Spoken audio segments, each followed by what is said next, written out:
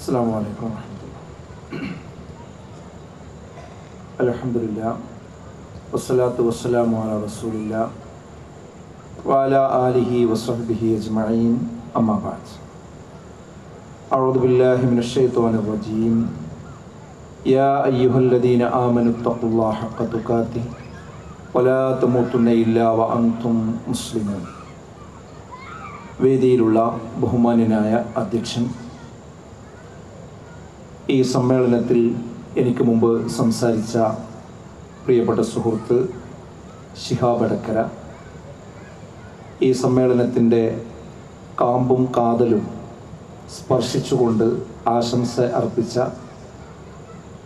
വേദിയിലുള്ള ബഹുമാന്യനായ സലീം സാഹിബ്, നേരത്തെ സംസാരിച്ചു പോയ അൻവർ സാദത്ത് MLA, വേദിയിലുള്ള മറ്റു സംഘടനാ സാരഥികളെ, ഈ മഹാസമ്മേളനത്തിൽ ഇത് ശ്രദ്ധിച്ചുകൊണ്ടിരിക്കുന്ന രക്ഷിതാക്കളെ, സഹോദരി സഹോദരങ്ങളെ, ലോകത്തിൻ്റെ വിവിധ ഭാഗങ്ങളിൽ ഇരുന്നു കൊണ്ട് ഈ ഫാമിലി കോൺഫറൻസ് വളരെ ശ്രദ്ധയോടുകൂടി ശ്രവിച്ചു കൊണ്ടിരിക്കുന്ന സഹൃദയരെ, അള്ളാഹുവിൻ്റെ അതിമഹത്തായ അനുഗ്രഹത്താൽ അള്ളാഹു ഏറെ ഇഷ്ടപ്പെടുന്ന ഒരു സദസ്സിൽ വീണ്ടും സന്നിഹിതരാകാനുള്ള ഒരു തൗഫീക്ക് നമുക്കെല്ലാവർക്കും ലഭിച്ചിരിക്കുകയാണ്. അൽഹംദുലില്ലാ. ഇതൊരു സ്വാലിഹായ അമലായി അള്ളാഹു നമ്മളിൽ നിന്ന് സ്വീകരിക്കുമാറാകട്ടെ എന്ന് ഈ സന്ദർഭത്തിൽ പ്രാർത്ഥിക്കുകയാണ്. എല്ലാവരും സൂചിപ്പിച്ചതുപോലെ ഇത് 11ാമത് ഫാമിലി കോൺഫറൻസാണ്. നമ്മളിവിടെ സംസാരിച്ചു കൊണ്ടിരിക്കുന്ന ഇതേ സമയത്ത് തന്നെ കേരളത്തിൻ്റെ വടക്കേ അറ്റത്ത് കാസർഗോഡ് ജില്ലയിൽ കാഞ്ഞങ്ങാട് വെച്ചുകൊണ്ട് ബഹുമാന്യനായ ഹുസൈൻ സലഫി അടക്കം പങ്കെടുത്തുകൊണ്ടുള്ള വിപുലമായ ഫാമിലി കോൺഫറൻസ് നടക്കുന്നുണ്ട്. ഇത് 11ാമത്തേതാണ്, 12ാമത്തേതാണ് കാസർഗോഡ് നടക്കുന്നത്. ഇൻഷാ അല്ലാഹ് ഇനി ഈ വരുന്ന ഈ അടുത്ത ആഴ്ചയുടെ തൊട്ടടുത്തുള്ള ഞായറാഴ്ച തിരുവനന്തപുരത്ത് 26-ാം തീയതി, അതിനുശേഷം ആലപ്പുഴയിലും കോട്ടയത്തും മലപ്പുറം നോർത്ത് ജില്ലയിലും കൂടി പൂർത്തീകരിക്കുന്നതോടുകൂടി കേരളത്തിലെ എല്ലാ ജില്ലകളിലും ഈ ഫാമിലി കോൺഫറൻസ് എത്തിച്ചേരുകയാണ്.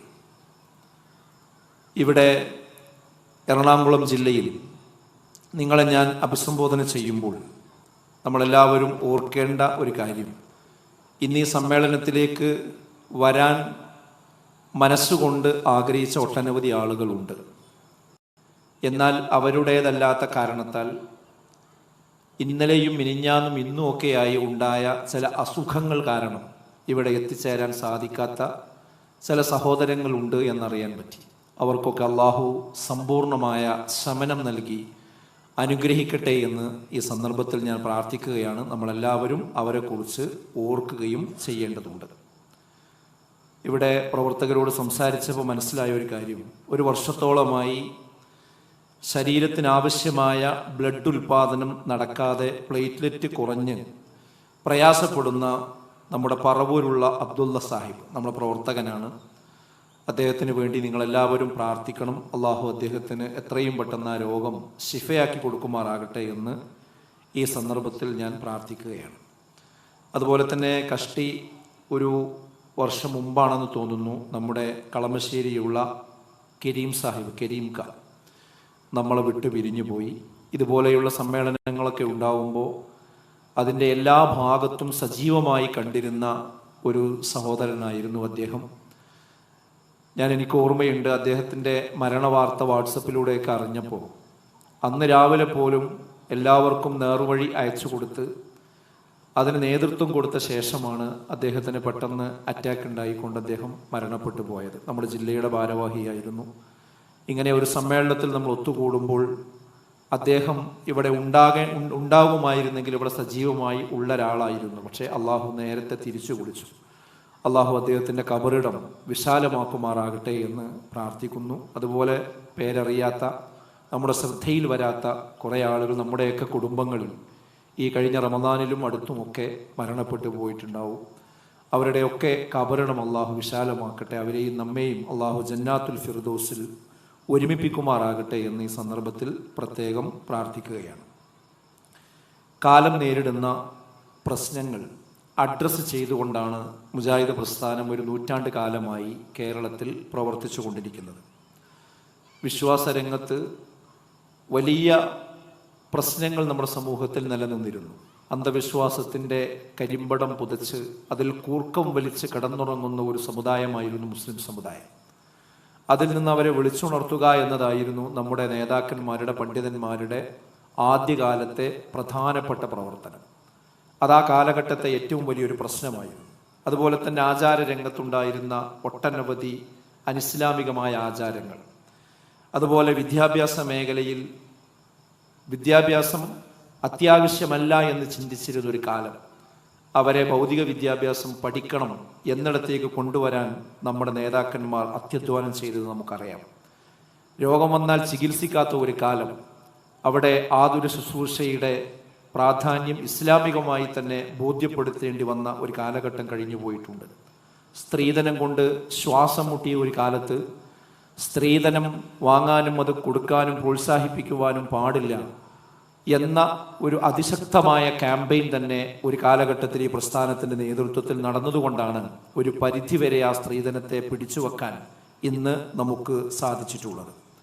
അതുപോലെ തന്നെ നിരീശ്വര നിർമ്മതവാദങ്ങളിലേക്ക് വിദ്യാർത്ഥി തലമുറയെ പോലും കൊണ്ടുപോയിരുന്ന ഒരു കാലഘട്ടത്തിൽ, അതിന് ശാസ്ത്രത്തെ ദുരുപയോഗം ചെയ്ത കാലത്തിൽ, ശാസ്ത്രം ദൈവത്തിലേക്കാണ് യഥാർത്ഥത്തിൽ ക്ഷണിക്കുന്നത് എന്ന കൃത്യമായ സന്ദേശം മുൻനിർത്തിക്കൊണ്ട് നമ്മുടെ വിദ്യാർത്ഥി സംഘടനയൊക്കെ നടത്തിയ ക്യാമ്പയിനുകളൊക്കെ ഓരോ കാലഘട്ടത്തിലുമുള്ള പ്രശ്നങ്ങൾക്ക് നേരെ നാം സ്വീകരിച്ച പരിഹാരങ്ങളായിരുന്നു. അതുപോലെ തന്നെ മാസപ്പിറവിയുടെ വിഷയം വ്യത്യസ്ത സ്ഥലങ്ങളിൽ വ്യത്യസ്ത ദിവസങ്ങളിൽ പെരുന്നാളും അതുപോലെ തന്നെ നോമ്പും ഒക്കെ തുടങ്ങുകയും ചെയ്യുകയും ചെയ്യുന്നൊരു സാഹചര്യം ഉണ്ടായപ്പോൾ അതിൽ കൃത്യമായൊരു മാനദണ്ഡം കൊണ്ടുവരുന്നതിന് വേണ്ടി കൃത്യമായ മാർഗനിർദ്ദേശങ്ങൾ കൊടുത്ത ഒരു കാലഘട്ടം നമ്മുടെ പ്രസ്ഥാനത്തിൻ്റെ ചരിത്രത്തിൽ ഉണ്ടായിട്ടുണ്ട്. വർഗീയ വിധ്വംസക പ്രവർത്തനങ്ങൾക്ക്, തീവ്രവാദ പ്രവർത്തനങ്ങൾക്ക് വേണ്ടി ഇവിടെയുള്ള യുവാക്കളെ സജ്ജമാക്കാൻ പലരും ഒരുങ്ങിയപ്പോൾ അതിന് വിശുദ്ധ ഖുർആനിൻ്റെ ആയത്തുകൾ പോലും ദുരുപയോഗം ചെയ്യുന്ന സാഹചര്യം, പ്രത്യേകിച്ച് 1992 കാലഘട്ടത്തിൽ ബാബരി മസ്ജിദിൻ്റെ താഴികക്കുടങ്ങൾ തച്ചുടച്ച ആ കാലത്ത് കേരളത്തിൽ വർഗീയതയും അതുപോലെ തീവ്രവാദവും മുളപൊട്ടുന്ന ഒരു സന്ദർഭത്തിൽ അതിനെ ഇല്ലായ്മ ചെയ്യുന്നതിന് വേണ്ടി കൃത്യമായ രീതിയിലുള്ള ബോധവൽക്കരണങ്ങളും ക്യാമ്പയിനുകളും സമ്മേളനങ്ങളുമായി കൊണ്ട് ഈ പ്രസ്ഥാനം മുന്നോട്ട് വന്നത് നമുക്കെല്ലാവർക്കും അറിയാവുന്ന കാര്യമാണ്. ഞാൻ പറഞ്ഞത്, കാലം നേരിടുന്ന ഏതൊക്കെ പ്രശ്നങ്ങളുണ്ടോ, പ്രതിസന്ധികളുണ്ടോ, അതിനെയൊക്കെ അതാത് സന്ദർഭത്തിൽ കണ്ടറിഞ്ഞുകൊണ്ട് അതിനെ കൃത്യമായി അതിൻ്റെ മറുവശം സമൂഹത്തിൽ ബോധ്യപ്പെടുത്തുന്നിടത്ത് മുജാഹിദ് പ്രസ്ഥാനം എന്നും ശ്രദ്ധിച്ചു പോന്നിട്ടുണ്ട്. ഈ ഒരു കാലഘട്ടത്തിൽ നമ്മൾ നേരിടുന്ന ഒരു വലിയ പ്രശ്നമാണ് ഈ ഒരു സമ്മേളനം കൈകാര്യം ചെയ്യുന്നത്. കുടുംബം ഇന്ന് വലിയ പ്രതിസന്ധിയാണ്, വെല്ലുവിളിയാണ് നേരിട്ട് കൊണ്ടിരിക്കുന്നത്. അതിൻ്റെ എന്തൊക്കെ വെല്ലുവിളികളാണ് എന്നത് ഈ കഴിഞ്ഞ പ്രസംഗങ്ങളിൽ നിന്ന് നിങ്ങൾ വേണ്ട വിധം അത് മനസ്സിലാക്കിയിട്ടുണ്ട്. ഈ പ്രതിസന്ധികളെപ്പറ്റി നമ്മൾ എപ്പോഴും സംസാരിച്ചു കൊണ്ടിരിക്കുന്നു. പക്ഷെ പരിഹാരം എന്താണ്? ആ പരിഹാരമാണ് ഈ ഫാമിലി കോൺഫറൻസിലൂടെ ഇന്ന് കേരളത്തിൻ്റെ എല്ലാ ഭാഗങ്ങളിലും നമ്മൾ ചെയ്തുകൊണ്ടിരിക്കുന്നത്. അൽഹംദുലില്ലാ, വലിയ സന്തോഷമുണ്ട്. 12ാമത് ഫാമിലി കോൺഫറൻസ് ഇന്നത്തോടുകൂടി പൂർത്തിയാകുമ്പോൾ വലിയ സന്തോഷം ഇതിൻ്റെ ഭാരവാഹികൾക്കും പ്രവർത്തകർക്കും ഉണ്ട്. കാരണം എന്താണെന്ന് ചോദിച്ചാൽ, ഫാമിലി വലിയൊരു പ്രശ്നം അനുഭവിക്കുന്നുണ്ട് എന്ന് പറഞ്ഞപ്പോൾ പലരും അത് അഡ്രസ്സ് ചെയ്തില്ല, ശ്രദ്ധിച്ചില്ല, അതത്ര ഗുരുതരമല്ലെന്ന് മനസ്സിലാക്കി. എന്നാൽ ഈ സമ്മേളനം മുന്നോട്ട് പോയപ്പോൾ, ഇതിൻ്റെ ആശയങ്ങൾ ജനങ്ങൾക്കിടയിൽ എത്തിയപ്പോൾ ഇന്ന് ആ ഒരു കാര്യം എല്ലാ വിഭാഗം ആളുകളും, അത് മതസംഘടനകൾ മാത്രമല്ല മറ്റു രാഷ്ട്രീയ പ്രസ്ഥാനങ്ങളുടെ അജണ്ടകളിൽ വരെ ഈ കുടുംബം ശിഥിലമാകാൻ പാടില്ല എന്ന വിഷയം ഇന്ന് കടന്നു വന്നിട്ടുണ്ട്. ചാനലുകളിലൊക്കെ ഈ കുടുംബത്തിലേക്ക് ലിബറലിസം കടന്നു വരുന്നതിന് എതിരിൽ നമ്മൾ സംസാരിച്ചപ്പോൾ അതൊരു പ്രാകൃതരായ ആളുകളുടെ ആശയമാണ് എന്നൊക്കെ പറഞ്ഞ് കളിയാക്കിയവരുണ്ടായിരുന്നു. നിങ്ങൾ 6ാം നൂറ്റാണ്ടിൽ നിന്ന് ബസ് കിട്ടാത്തവരാണ് എന്ന് പറഞ്ഞ ആളുകളുണ്ടായിരുന്നു. എന്നാൽ ഇന്ന് അങ്ങനെയല്ല.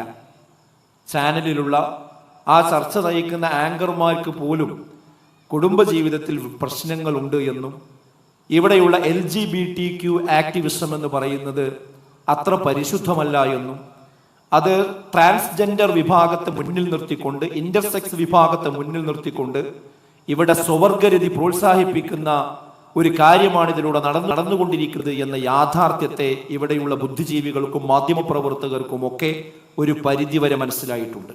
മാത്രമല്ല, ഈ തുറന്ന ലൈംഗികതയെ, ഈ സ്വവർഗരതിയെ, സ്വയംഭോഗത്തെ, ഈ പാശ്ചാത്യ സംസ്കാരത്തെ ഇങ്ങോട്ട് ഇറക്കുമതി ചെയ്യാൻ വേണ്ടി ഇവിടെ അതിന് പരിശ്രമിച്ചു കൊണ്ടിരിക്കുന്ന ഈ ലിബറൽ ആക്ടിവിസ്റ്റുകൾ ഇന്ന് പ്രതിരോധത്തിലായിട്ടുണ്ട്. നിങ്ങൾക്ക് ഓർമ്മയുണ്ടാകും, 24 ചാനൽ ഒരു ചർച്ച സംഘടിപ്പിക്കുകയുണ്ടായി, ഒരു ഡിബേറ്റ് സംഘടിപ്പിക്കുകയുണ്ടായി. വിസ്ഡം ഇസ്ലാമിക് ഓർഗനൈസേഷന്റെ വിദ്യാർത്ഥി വിഭാഗത്തിന്റെ ഭാരവാഹിയായ ഡോക്ടർ അബ്ദുള്ള ബാസിലും അതുപോലെ തന്നെ ഈ ലിബറൽ സംസ്കാരത്തിന്റെ ഒരു ആക്ടിവിസ്റ്റുമായി ഒരു ചർച്ച അവരുടെ വേദിയിൽ അവർ നിശ്ചയിച്ചു. അതിനുവേണ്ടി ബാസിൽ കോഴിക്കോട്ട് നിന്ന് യാത്ര ചെയ്ത് ഏകദേശം അങ്കമാലി എത്തുമ്പോഴാണ് ഇവരുടെ സ്റ്റുഡിയോയിൽ നിന്ന്, എറണാകുളത്തുള്ള സ്റ്റുഡിയോയിൽ നിന്ന് അവനോട് വിളിച്ചു പറയുന്നത്, ആ ചർച്ച, ആ ഡിബേറ്റ് ക്യാൻസൽ ചെയ്തിരിക്കുന്നുവെന്ന്. എന്താണ് കാരണം എന്ന് ചോദിച്ചപ്പോൾ പറഞ്ഞത്, നിങ്ങളാണ് വരുന്നത് എങ്കിൽ അപ്പുറത്തുള്ള പാനലിസ്റ്റ് വരാൻ തയ്യാറല്ല, അവർ വരുന്നില്ല എന്ന് അറിയിച്ചിട്ടുണ്ട് എന്നാണ്. എന്താണ് ഇതിനർത്ഥം? അവർക്ക് അവരുടെ ആശയം ഒരു പബ്ലിക് പ്ലാറ്റ്ഫോമിൽ അവതരിപ്പിക്കുവാൻ ആവശ്യമായ മൂർച്ചയില്ല എന്നതാണ്. ആശയപരമായ അടിത്തറ അവർക്ക് നഷ്ടപ്പെട്ടു പോയിട്ടുണ്ട് എന്നതാണ്. അതിന് ധാർമ്മികമായും അതുപോലെ തന്നെ ഒരു സെക്യുലർ സ്വഭാവത്തോടു കൂടിയും അതിനെ ശാസ്ത്രീയമായിട്ടും അവരുടെ ചിന്ത തെറ്റാണ് എന്ന് സ്ഥാപിക്കാൻ നമ്മുടെ വിദ്യാർത്ഥി ഘടകത്തിനും അതോടൊപ്പം തന്നെ ഈ ഫാമിലി കോൺഫറൻസുകൾക്കും ഒരു പരിധിക്കപ്പുറം സാധിച്ചിട്ടുണ്ട്. ഇന്ന് ക്യാമ്പസുകളിലൊക്കെ ഇത്തരം ആക്ടിവിസ്റ്റുകൾ ഈ ലിബറൽ സംസ്കാരത്തെ ന്യായീകരിച്ച് സംസാരിക്കുമ്പോൾ അത് തെറ്റാണ്, അത് ശരിയല്ല എന്ന് പറയാൻ ഇന്ന് വിദ്യാർത്ഥികൾ, അവരോട് ചോദ്യമുന്നയിക്കുവാൻ ആർജവമുള്ള വിദ്യാർത്ഥികൾ ഇന്ന് ക്യാമ്പസുകളിൽ ജന്മം കൊണ്ടിട്ടുണ്ട്. തീർച്ചയായും ഞങ്ങൾ മനസ്സിലാക്കുന്നു, അത് ഈ പടയോട്ടത്തിന്റെ ഏറ്റവും വലിയൊരു പരിണിത ഫലമാണ്. അത് ഇന്ന് യൂടേൺ എടുത്ത് തുടങ്ങിയിട്ടുണ്ട്. ഈ ലിബറൽ സംസ്കാരം കുടുംബ ജീവിതത്തിലേക്ക് കടന്നു വരുന്നത് അപകടം ചെയ്യുമെന്ന് രക്ഷിതാക്കൾക്ക് ധാരണ കിട്ടിയിട്ടുണ്ട്. മാധ്യമ പ്രവർത്തകർക്ക് ഒരു പരിധിവരെ തിരിച്ചറിവുണ്ടായിട്ടുണ്ട്. ഇൻഷാ അല്ലാഹ് ഇനി മറ്റു സംഘടനകളും അവരുടെ ഖുതുബകളിലും പ്രസംഗങ്ങളിലും ഇതുപോലെയുള്ള സമ്മേളനങ്ങളിലുമൊക്കെ ഈ വിഷയം ഒരു പ്രധാന കാര്യമായി കൊണ്ടുവന്നു കഴിഞ്ഞാൽ നമ്മുടെ കേരളത്തെ ആ ഒരു കുത്തൊഴുക്കിൽ നിന്ന്, ആ പ്രളയ ജലത്തിൽ നിന്ന് അവരെ രക്ഷപ്പെടുത്തിയെടുക്കാൻ കഴിയുമെന്ന് തന്നെയാണ് നമ്മൾ വിചാരിക്കുന്നത്. അതിന് സാധിക്കുമാറാകട്ടെ എന്ന് ഈ സന്ദർഭത്തിൽ ഞാൻ പ്രാർത്ഥിക്കുകയാണ്. ഇസ്ലാഹി കേരളത്തിൽ എറണാകുളം ജില്ലക്ക് സവിശേഷമായ ഒരു വ്യക്തിത്വമാണുള്ളത്, അടയാളമാണുള്ളത് എന്ന് ഞാൻ പറയാതെ നിങ്ങൾക്കറിയാവുന്നതാണ്. എറണാകുളത്ത് തന്നെ കൊച്ചി എന്ന് പറയുന്നത് മുജാഹിദ് പ്രസ്ഥാനത്തെ സംബന്ധിച്ചിടത്തോളം വളരെ പ്രധാനപ്പെട്ട ഒരു പ്രദേശമാണ്. അതിൻ്റെ ഇന്ധനമായി, അതിൻ്റെ ബാക്ക് ബോണായി പ്രവർത്തിച്ച ഒരു പ്രദേശം കൂടിയാണ്. ബഹുമാന്യനായ മർഹൂം ഉമർ മൗലവിയുടെ ഒരു തട്ടകമായിരുന്നു കൊച്ചിയും എറണാകുളത്തിന്റെ വിവിധ പ്രദേശങ്ങളും എന്ന് നമുക്കറിയാം. ഇവിടെ ഇരിക്കുന്ന പല കാരണവന്മാരും ഇപ്പോൾ അദ്ദേഹത്തെ ഓർക്കുന്നുണ്ടാവും. അള്ളാഹു അദ്ദേഹത്തിന് മഗ്ഫിറത്ത് നൽകി അനുഗ്രഹിക്കുമാറാകട്ടെ. അദ്ദേഹത്തിന്റെ ആ ഒറ്റയാൾ പട്ടാളമായി പ്രവർത്തിച്ച ആ പ്രവർത്തനത്തിന്റെ പരിണിത ഫലമായി ഇവിടെ ഒരുപാട് ആളുകൾക്ക് തൗഹീദ് കിട്ടിയിട്ടുണ്ട്, ഒരുപാട് പള്ളികൾ ഉണ്ടാകാൻ കാരണമായിട്ടുണ്ട്. അവരെയൊക്കെ ഈ സന്ദർഭത്തിൽ നമ്മൾ ഓർക്കണമെന്നാണ് എനിക്ക് സൂചിപ്പിക്കാനുള്ളത്. ദക്ഷിണ കേരളത്തിലെ ഇസ്ലാഹി മുന്നേറ്റങ്ങളുടെ ഒരു എഞ്ചിൻ തന്നെയായിരുന്നു എറണാകുളവും അതിന്റെ പരിസര പ്രദേശങ്ങളും. 2002 കാലഘട്ടത്തിൽ ഡിസംബർ 18 മുതൽ 21 വരെ ഈ എറണാകുളം കലൂർ ഇന്റർനാഷണൽ സ്റ്റേഡിയത്തിൽ നടന്ന മുജാഹിദ് സംസ്ഥാന സമ്മേളനം ഇസ്ലാഹി മുന്നേറ്റങ്ങൾക്ക് ഏറ്റവും വലിയ കുതിപ്പ് നൽകിയ ഒരു സമ്മേളനമായിരുന്നു. തൗഹീദിലേക്ക്, സുന്നത്തിലേക്ക് എന്നതായിരുന്നു അതിന്റെ പ്രമേയം. അതിനുശേഷം 2008 അതേ സ്ഥലത്ത് തന്നെ വെച്ച് നടന്ന സാൽവേഷൻ ഇന്റർനാഷണൽ ഇസ്ലാമിക് എക്സിബിഷൻ ഈ സന്ദർഭത്തിലും നമ്മെ ഏറെ കൊതിപ്പിക്കുന്ന, അതിൻ്റെ ഓരോ ഓർമ്മകളും നമുക്ക് വലിയ സന്തോഷങ്ങൾ നൽകുന്ന ഒരു കാര്യം തന്നെയാണ്.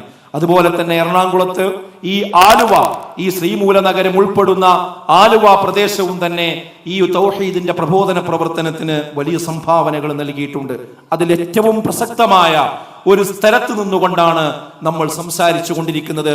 ഈ ശ്രീമൂല നഗരം എന്ന് പറയുന്ന ഈ പെരിയാർ നദിയുടെ കരയിൽ നെടുമ്പാശ്ശേരി അന്തർദേശീയ വിമാനത്താവളത്തിന്റെ പരിസരത്ത് ഉള്ള ഈ ഒരു ശ്രീമൂല നഗരം എന്ന് പറയുന്ന ഈ പ്രദേശം എന്തുകൊണ്ടും മുജാഹിദ് പ്രസ്ഥാനത്തിന്റെ ഈറ്റില്ലമാണ്, പോറ്റില്ലമാണ് ഞങ്ങളുടെയൊക്കെ എടത്തനാട്ടുകര പോലെ, എടവണ്ണ പോലെ, അരീക്കോട് പോലെ, തിരൂരങ്ങാടി പോലെ വളരെ കാലം മുമ്പ് തന്നെ ഈ തൗഹീദിന്റെ വിത്ത് വിതക്കപ്പെടുകയും അത് സമൃദ്ധമായി വളരുകയും പുഷ്പിക്കുകയും കായ്ക്കുകയും ചെയ്ത ഒരു നല്ല മണ്ണിൽ നിന്നുകൊണ്ടാണ് നമ്മൾ ഈ സമ്മേളനം നടത്തുന്നത് എന്നത് നമ്മെ ഏറെ സന്തോഷിപ്പിക്കുന്ന ഒരു കാര്യം തന്നെയാണ്. അതോടൊപ്പം തന്നെ ഏതൊരു സമൂഹമായി കഴിഞ്ഞാലും അത് മുന്നോട്ട് പോകും തോറും, കാലം മുന്നിടും തോറും അവിടെ മരവിപ്പുകൾ വരും, മുരടിപ്പുകൾ വരും എന്നതിൽ വിശുദ്ധ ഖുർആനിന്റെ തന്നെ താക്കീതാണ്. അതുകൊണ്ട് ഇതുപോലെയുള്ള പഴയ പ്രദേശങ്ങൾ വളരെ ഗൗരവത്തോടു കൂടി ആലോചിക്കേണ്ട ഒരു കാര്യം. ഒരിക്കലും തന്നെ നമുക്ക് തളർച്ച വന്നുകൂടാ, നമുക്ക് മരവിപ്പ് വന്നുകൂടാ, നമ്മുടെ ഹൃദയം കടുത്തുപോയി കൂടാ. നമ്മൾ നമ്മുടെ പൂർവ്വപിതാക്കൾ കൊളുത്തിവെച്ച ആ ദീപം ഏത് കൊടുങ്കാറ്റിലും അണയാതെ കാത്തു സൂക്ഷിക്കുവാനുള്ള ആ ഒരു ബാധ്യത നമുക്ക് ഓരോരുത്തർക്കുമുണ്ട് എന്ന് ഈ പ്രദേശത്തെ ഓരോ സഹോദരങ്ങളോടും ഞാൻ സ്നേഹബുദ്ധിയ ഇവിടെ ഓർമ്മപ്പെടുത്തുകയാണ്. ഇൻഷാ അല്ലാഹ് നമ്മുടെ എറണാകുളം ജില്ല വളർച്ചയുടെ ഒരു പാതയിൽ തന്നെയാണ് ഇപ്പോൾ ഉള്ളത് എന്ന കാര്യത്തിൽ യാതൊരു തർക്കവുമില്ല. നമുക്കറിയാം, ഇവിടെ വിസ്ഡം ഇസ്ലാമിക് ഓർഗനൈസേഷന്റെ പ്രവർത്തനങ്ങൾ ആരംഭിച്ച ശേഷം വലിയ സമ്മേളനങ്ങൾക്ക് ഈ ജില്ല സാക്ഷിയായിട്ടുണ്ട്. അതിലെടുത്തു പറയേണ്ട സംഗതിയാണ് പെരുമ്പാവൂരിൽ നടന്ന നമ്മുടെ ദക്ഷിണ മേഖലാ സമ്മേളനം. അതുപോലെ തന്നെ പെരുമ്പാവൂരിൽ തന്നെ നടന്ന ആദർശ സമ്മേളനങ്ങൾ, അതുപോലെ തന്നെ പുസ്തകമേളകൾ, അങ്ങനെ തുടങ്ങിയ ഒട്ടേറെ പരിപാടികൾ ആ മണ്ണിൽ വെച്ച് നടന്നിട്ടുണ്ട്. അത് ഈ ജില്ലക്ക് വലിയ കുതിപ്പ് നൽകിയിട്ടുണ്ട്. അങ്ങനെ കൂടുതൽ പ്രോഗ്രാമുകൾ നടക്കുന്ന സ്ഥലത്ത് നിന്ന് ഈ ഒരു സത്യത്തിലേക്ക്, ഈ വെളിച്ചത്തിലേക്ക് കൂടുതൽ ആളുകൾ സ്വാഭാവികമായും കടന്നു വരും. അപ്പോൾ അവിടെ ഒരു കേന്ദ്രം ഉണ്ടാവുക എന്നത്, അവരെ കൂട്ടിപ്പിടിച്ച് മുന്നോട്ട് പോകുവാൻ ഒരു കേന്ദ്രം ഉണ്ടാവുക എന്നത് വളരെ അനിവാര്യമാണ്. അതൊരു സംഘടനയുടെ വളർച്ചയുടെ പ്രധാനപ്പെട്ട ഒരു പടവ് കൂടിയാണ്. അതുകൊണ്ടാണ് പെരുമ്പാവൂരിൽ നമ്മുടെ പ്രവർത്തകന്മാർ സ്ഥലം വാങ്ങുകയും 30 സെന്റ് സ്ഥലം വാങ്ങി അവിടെ ഒരു നല്ല മനോഹരമായ ഒരു സൗധം പണി കഴിപ്പിക്കാൻ വേണ്ടിയുള്ള അശ്രാന്ത പരിശ്രമത്തിലാണ് എന്ന് നിങ്ങൾക്ക് എല്ലാവർക്കും അറിയാം. നേരത്തെ അതിന്റെ ഡോക്യുമെന്ററി ഇവിടെ കാണിക്കുകയുണ്ടായി. പലരുടെയും സംസാരത്തിൽ അത് നിങ്ങൾ കേൾക്കുകയുണ്ടായി. ഈ ഇരിക്കുന്ന പലരും അതിന് വലിയ സംഖ്യ ദാനം ചെയ്തവരാണ്. അള്ളാഹു അത് നമ്മിൽ നിന്ന് സ്വീകരിക്കുമാറാകട്ടെ എന്ന് ഈ സന്ദർഭത്തിൽ ഞാൻ പ്രാർത്ഥിക്കുകയാണ്. അതോടൊപ്പം അതിൽ പങ്കാളികളാകാൻ കഴിയാത്തവരും ഇവിടെയുണ്ട്. എനിക്ക് അവരോടൊരു വാക്ക് പറയാനുള്ളത്, നമ്മൾ ഈ സജീവമായ പ്രവർത്തനങ്ങൾക്ക് ഇടയിൽ ഈ പ്രവർത്തകർക്ക് ഇനി നമ്മുടെ വീടുകളിൽ കോളിംഗ് ബെല്ലടിച്ച് കയറി വന്ന് നമ്മളുള്ള സമയം നോക്കി നമ്മളെ തേടി വരാൻ ഒരു പക്ഷേ നേരം കിട്ടിക്കൊള്ളണമെന്നില്ല. ഇതുപോലെയുള്ള സംഗതികളിൽ സഹായിക്കുക എന്നത് സംഘാടകരുടെ ഒരു ആവശ്യമായി നമ്മൾ കാണരുത്. ഇത് നമ്മുടെ പരലോകത്തിന്റെ ഒരു വിഷയമായി നമ്മൾ മനസ്സിലാക്കണം. കാരണം എന്താണ്, ഇതേ നമുക്ക് ഉണ്ടാവുള്ളൂ. ഇൻവെസ്റ്റ്മെന്റ് എന്ന് പറഞ്ഞാൽ വലിയ റബ്ബർ എസ്റ്റേറ്റ് ആണ് നമുക്ക് ഓർമ്മ വരിക, വലിയ ബിൽഡിംഗ് മാളുകളാണ് നമുക്ക് ഓർമ്മ വരിക, ഏതെങ്കിലും ഷെയർ മാർക്കറ്റുകളിൽ നമ്മൾ ഇൻവെസ്റ്റ് ചെയ്യുന്ന സ്വത്താണ് നമുക്ക് ഓർമ്മ വരിക, വലിയ ബാങ്ക് ബാലൻസുകളാണ് നമുക്ക് ഓർമ്മ വരിക. ഇതൊന്നുമല്ല ഒരു വിശ്വാസിയെ സംബന്ധിച്ചിടത്തോളം ഇൻവെസ്റ്റ്മെന്റ് എന്ന് പറയുന്നത്. ഈ ഇൻവെസ്റ്റ്മെന്റ് ഒക്കെ നമ്മുടെ ശ്വാസം നിലക്കുന്നതോടുകൂടി അത് നമ്മുടെ മക്കൾ ഭാഗിച്ചെടുക്കും. ആ മക്കള് നല്ല കുട്ടികളാണെങ്കിൽ നല്ല വഴിക്ക് നടക്കും, ഇല്ലെങ്കിൽ വാപ്പ ഉണ്ടാക്കിയതൊക്കെ മക്കള് തുമ്പില്ലാതെയാക്കും ചെയ്യും. എത്രയോ അനുഭവങ്ങൾ അങ്ങനെയുണ്ട്. നല്ല വാപ്പാര മക്കള് ഏക്കർ കണക്കിന് ഭൂമി ഉണ്ടായി അത് സംരക്ഷിച്ച് നിർത്തി അവരങ്ങനെ മരണപ്പെട്ടു പോയിട്ട് എനിക്ക് ഓർമ്മയുണ്ട്. ഒരു വലിയ മുതലാളിയുടെ മകൻ മുഴുകുടിയനായി. അവസാനം ആളുകളൊക്കെ അദ്ദേഹത്തെ ഉപദേശിക്കാൻ തുടങ്ങി, നിങ്ങളെ വാപ്പര് നല്ല മകൻ വാപ്പയായിരുന്നല്ലോ, നിങ്ങൾ ഇങ്ങനെ കുടിച്ചാലോ, ഇങ്ങനെ വിറ്റ് തൊലച്ചാലോ എന്ന് ചോദിച്ചപ്പോൾ അദ്ദേഹം അങ്ങാടിയിൽ വെച്ച് നാട്ടുകാരുടെ മുമ്പിൽ വെച്ച് പറഞ്ഞത്, ഞാൻ കുടിക്കുമെന്നാണ്. ഞാൻ അവസാനം ഒരു ബോട്ടിൽ വിഷം വാങ്ങാനുള്ള കാശ് ബാക്കിയാകുന്നത് വരെ ഞാൻ എൻ്റെ സ്വത്ത് വിറ്റുകൊണ്ട് ഞാൻ കുടിക്കും, ഞാൻ എനിക്ക് തോന്നിയ പോലെ ജീവിക്കും, അവസാനം ഞാൻ അത് കുടിച്ചുകൊണ്ട് മരിക്കും, നിങ്ങൾക്ക് എന്താ കുഴപ്പം? നിങ്ങൾ ആലോചിച്ച് നോക്കി. ആ വാപ്പ അതറിയുന്നുണ്ടോ? ആ വാപ്പ എത്ര കഷ്ടപ്പെട്ടുണ്ടാക്കിയ സ്വത്താണത്. അപ്പൊ നമ്മുടെ കയ്യിൽ നിന്നത് പോയി പിന്നെ എന്താണ് ആവുക നമുക്ക് പറയാൻ കഴിയും. നമ്മുടെ കയ്യിലുള്ള സമയത്ത് അള്ളാന്റെ മാർഗത്തിൽ നമ്മൾ എന്താണോ എടുത്തു കൊടുത്തത് അതാണ് നമ്മുടെ ഇൻവെസ്റ്റ്മെന്റ്. അത് നമ്മൾ കബറിൽ പോയാൽ അതിൽ നിന്ന് നമുക്കുള്ള വരുമാനം ഇങ്ങനെ കബറിലേക്ക് വരും, നാളെ പരലോകത്തേക്ക് വരും. അത് നാളെ മീസാന് വലിയൊരു ഫലമായിട്ടുണ്ടാവും. അത് ഇങ്ങനത്തെ സ്ഥാപനങ്ങൾ ഉണ്ടാവുമ്പോൾ നമ്മുടെ ഒരു വിഹിതം അതിൽ സഹോദരങ്ങളെ ഉണ്ടാവണം. ഏകദേശം 16,000 സ്ക്വയർ ഫീറ്റ് ആണ് ആ ബിൽഡിംഗ് ഉള്ളത്. ഒരു ഏകദേശം ഒരു കണക്കനുസരിച്ച് ഒരു 3,000 രൂപ ഒരു സ്ക്വയർ ഫീറ്റിന് ചിലവ് വരും. ഇവിടെ ഇരിക്കുന്ന ആളുകൾക്ക് ചിലപ്പോൾ ഒരു 10-15 ഷെയർ എടുക്കാൻ പറ്റുന്ന ആളുകളുണ്ടാവും. 10 എടുക്കാൻ പറ്റുന്ന ആൾക്കാരുണ്ടാവും, 5 എടുക്കാൻ പറ്റുന്ന ആളുകളുണ്ടാവും. എത്രയും നമുക്ക് ഒരുപാട് സ്ത്രീകളൊക്കെ ഉണ്ട്. സ്ത്രീകളുടെ അവരുടെ ആഭരണങ്ങൾ സക്കാത്ത് കൊടുത്ത് ഇങ്ങനെ തീർക്കുന്ന ആളുകളുണ്ട്. സക്കാത്ത് കൊടുക്കാത്തവരാണെങ്കിൽ ഗൗരവപ്പെട്ട വിഷയമാണത്. എന്നാൽ നമ്മൾ ഇങ്ങനത്തെ ഒരു സംഗതിക്ക് എന്തെങ്കിലും ഒന്ന് കൊടുത്താൽ അതവിടെ ഉണ്ടാവും. അതുകൊണ്ട് നിങ്ങളുടെ കയ്യിൽ അതിനൊരു സ്ലിപ്പ് വന്നിട്ടുണ്ടായിരിക്കും. ആ സ്ലിപ്പിൽ നിങ്ങൾ ഒന്ന് ആലോചിക്കുക. ഒരു 3 മാസം കൊണ്ട്, പെട്ടെന്നല്ല, ഒരു 3 മാസത്തിനുള്ളിൽ നിങ്ങൾക്ക് കൊടുക്കാവുന്ന ഒരു വിഹിതം എത്രയാണ് എന്ന് അതിൽ എഴുതി നിങ്ങളെ പേരും ഫോൺ നമ്പറും എഴുതി അത് ആ ബോക്സിലിട്ട് കൊടുത്താൽ സംഘാടകർ ബന്ധപ്പെടും. പിന്നെ നിങ്ങളത് ഗൂഗിൾ പേ ആയിട്ടോ വേറെ ഏതെങ്കിലും നിലക്ക് അയച്ചു കൊടുത്താൽ മതി. അങ്ങനെ നമ്മളെല്ലാവരും ഒന്ന് ഒത്തുപിടിച്ച് ചിലപ്പോൾ 3 നില ബിൽഡിംഗ് അത് വാർത്ത് കഴിഞ്ഞു, അതിൻ്റെ ബാക്കി കാര്യങ്ങൾ പൂർത്തീകരിക്കാൻ സാധിക്കും. അപ്പോൾ എറണാകുളം ജില്ലക്കാർ ആ കാര്യം ഏറ്റെടുത്ത് അത് പൂർത്തീകരിക്കണം എന്നുകൂടി ഈ സന്ദർഭത്തിൽ ഞാൻ നിങ്ങളെ ഓർമ്മപ്പെടുത്തുകയാണ്. അള്ളാഹു അത് ഏറ്റവും നല്ല രീതിയിൽ പ്രയാസമില്ലാതെ അള്ളാഹു നമുക്കത് പൂർത്തീകരിച്ച് തരുമാറാകട്ടെ എന്ന് ആത്മാർത്ഥമായി പ്രാർത്ഥിക്കുന്നു. ഞാൻ എൻ്റെ വിഷയത്തിലേക്ക് വരികയാണ്. ഇവിടെ കുടുംബം കാഴ്ചയും കാഴ്ചപ്പാടും എന്നതാണ് എനിക്ക് സംസാരിക്കാനുള്ള വിഷയം. ഞാൻ വളരെ ദീർഘമായിട്ട് സംസാരിച്ചു പോകാൻ ഉദ്ദേശിക്കുന്നില്ല. ഏകദേശം ഭാഗങ്ങളൊക്കെ ഇവിടെ വന്നിട്ടുണ്ട്. വളരെ ചുരുക്കി പ്രധാനപ്പെട്ട ചില കാര്യങ്ങളാണ് ഓർമ്മപ്പെടുത്തുന്നത്. നമ്മൾ കുടുംബവുമായി ബന്ധപ്പെട്ട് തിരുത്തേണ്ട ചില ധാരണകളുണ്ട്, ചില കാഴ്ചപ്പാടുകളുണ്ട്. അത് ചുരുക്കി ഞാൻ പറയാം. അതിൽ ഒന്നാമത്തെ പ്രശ്നം എന്ന് പറയുന്നത് നമ്മുടെ പെൺകുട്ടികൾക്കിടയിൽ, ഞാൻ അങ്ങനെ തന്നെ പറയുന്നത്, ഇവിടെ ധാരാളം സ്ത്രീകൾ പങ്കെടുക്കുന്നുണ്ട്. അവരുടെ കൂടെ അവരുടെ മക്കളും ഇവിടെ വന്നിട്ടുണ്ടാവും എന്നാണ് വിചാരിക്കുന്നത്. അവരുടെ ബാപ്പമാർ പുറത്തുണ്ടല്ലോ. ഇന്ന് നമ്മുടെ കേരളത്തിൽ വരുന്നൊരു പ്രതിഭാസം എന്ന് പറയുന്നത് 2-3 വർഷമായിട്ടാണ് അത് കൂടാൻ തുടങ്ങിയത്. പെൺകുട്ടികൾ പൊതുവെ വിവാഹത്തിന് സമ്മതിക്കാത്ത ഒരു സാഹചര്യം ഇന്ന് വർദ്ധിച്ചു വരികയാണ്. അത് വിവാഹത്തിൻ്റെ ഏകദേശം ഒരു പ്രായമായി കഴിഞ്ഞ് വാപ്പ ചോദിക്കുകയാണ്, മോളെ നിനക്ക് നല്ലൊരു കല്യാണം വരുന്നുണ്ട്, ഞാനതൊന്ന് വരാൻ പറഞ്ഞോട്ടെ, ഒന്ന് കാണാൻ വരാൻ പറഞ്ഞോട്ടെ എന്ന് ചോദിച്ചാൽ അവൻ മോള് പറയും അപ്പം ഈ പഠിക്കണ കോഴ്സ് ഒന്ന് പൂർത്തിയായിക്കോട്ടെ. അപ്പം സ്വാഭാവികമായിട്ട് ഓക്കെ, നമ്മളത് പറഞ്ഞതെല്ലാം നിലക്ക് നമ്മൾ അനുവദിച്ചു കൊടുക്കും. അങ്ങനെ ഒരു 6 മാസം കഴിഞ്ഞ് ആ കോഴ്സ് പരീക്ഷയും കഴിഞ്ഞു കഴിഞ്ഞാൽ പിന്നെ ഒരു നല്ല വിവാഹം വരുമ്പോൾ അത് വെച്ചുകൊണ്ട് പിന്നെ വീണ്ടും സംസാരിക്കുമ്പോൾ അപ്പം മോള് പറയുന്നത് ഇനി PG കൂടി കഴിയട്ടെ, ഇപ്പോൾ ഡിഗ്രി അല്ലേ കഴിഞ്ഞുള്ളൂ, ഇനി PG ഒന്ന് കഴിയട്ടെ എന്ന് പറയും. അപ്പം നമ്മളൊന്നും കൂടി നിർബന്ധിച്ചു നോക്കും. അപ്പോൾ അവള് പറയും ഇല്ല, ഞാൻ PG കഴിയാതെ പരിപാടിയില്ല. പിന്നെ PG കഴിയാൻ നോക്കുമ്പോഴോ അപ്പോഴും പിന്നെ നീട്ടി വെക്കുന്ന സ്വഭാവമാണ്. ഞാനൊരു സ്വന്തം കാലിൽ നിൽക്കാൻ പറ്റുന്ന എന്തെങ്കിലും ഒരു ജോലിയോ കാര്യങ്ങളൊക്കെ ആകണം. ഈ കാര്യം പണ്ട് പറഞ്ഞിരുന്നത് ആരാ? പണ്ട് നമ്മൾ ഈ വിഷയം ആൺകുട്ടികളെ കുറിച്ചാണ് പറഞ്ഞിരുന്നത്. കല്യാണം ആലോചിക്കുമ്പോൾ നമ്മൾ പറയുന്നത് മകനെ കൊണ്ട് വിവാഹം കഴിപ്പിക്കണം, അവനൊരു ജോലിയാകട്ടെ എന്നിട്ട് വേണമെന്ന് പറയും. ഇന്നത് മാറിയിട്ട് ഇന്ന് പെൺകുട്ടിക്കും ഒരു ജോലിയായ ശേഷേ വിവാഹം കഴിപ്പിക്കേണ്ടതുള്ളൂ എന്ന ഒരു കാഴ്ചപ്പാടിലേക്ക് ഇന്ന് പെൺകുട്ടികൾ മൊത്തത്തിൽ വരികയാണ്. അവിടെയും വാഹനം നിൽക്കുന്നില്ല. ഉമ്മമാര് ഗൗരവപൂർവ്വം ശ്രദ്ധിക്കണം. അവിടെ നിന്ന് കുറച്ചുകൂടെ അപ്പുറത്തേക്ക് ചില കുട്ടികൾ പോയിട്ടുണ്ട്. അവര് പറയുന്നത് എന്താ അറിയോ? എനിക്കിനി വിവാഹം തന്നെ വേണ്ട, എനിക്കങ്ങനെ ഒരു കുടുംബ ജീവിതത്തിൽ താല്പര്യമില്ല, എനിക്ക് കേരളത്തിൽ തന്നെ ജോലി ചെയ്തു കൊള്ളണമെന്നില്ല എന്നു പറയുന്ന, ഒറ്റയ്ക്ക് ജീവിക്കാൻ പോലും ആലോചിച്ചു കൊണ്ടിരിക്കുന്ന ഒരു സാഹചര്യം ഇന്ന് നമ്മുടെ നാട്ടിൽ വളർന്നു വന്നുകൊണ്ടിരിക്കുന്നുണ്ട് എന്ന് ഈ ഫാമിലി കോൺഫറൻസിൽ നിന്ന് നമ്മൾ തിരിച്ചറിയേണ്ട ഏറ്റവും പ്രധാനപ്പെട്ട ഒരു കാര്യമാണ്. എൻ്റെ സഹോദരിമാരോട്, പെൺമക്കളോട് വളരെ സ്നേഹത്തോടു കൂടി ഞാൻ പറയാണ്, ഈ ചിന്ത നിങ്ങൾക്കുണ്ടെങ്കിൽ, ഞാനിത് പറയുമ്പോൾ തന്നെ നിങ്ങൾക്ക് ഒരുപക്ഷെ ഇറിറ്റേഷൻ വരുന്നുണ്ടാവും. എന്താ ഇപ്പൊ ഇയാളെന്നൊക്കെ പറഞ്ഞ് ഞങ്ങളെപ്പോ ഇനി കല്യാണം കഴിപ്പിക്കാനുള്ള പരിപാടി നടക്കൂല എന്നൊരു പക്ഷെ നിങ്ങളെ മനസ്സിൽ നിന്ന് നിങ്ങൾ പറയുന്നുണ്ടാവും. എന്നാൽ ഞാൻ ചില കാര്യങ്ങൾ പറയാം, നിങ്ങളെ ഒന്ന് സശ്രദ്ധം കേട്ടാൽ മതി. എന്താണ് ഈ കാഴ്ചപ്പാടിലൂടെ സംഭവിക്കുന്നത്? നമ്മളൊരു വിശ്വാസിയാണോ ആദ്യം തീരുമാനിക്കുക. 2 തരം ആളുകളാണ് സമൂഹത്തിലുള്ളത്. ഒന്ന്, ഈ ലോകം പരീക്ഷണമാണ്, നാളെ പരലോകമാണ് യഥാർത്ഥത്തിലുള്ള ജീവിതം എന്ന് വിശ്വസിക്കുന്ന ഒരു വിഭാഗം. മറ്റൊന്ന്, ഈ ജീവിതമാണ് എല്ലാം എന്ന് കരുതുന്ന മറ്റൊരു വിഭാഗം.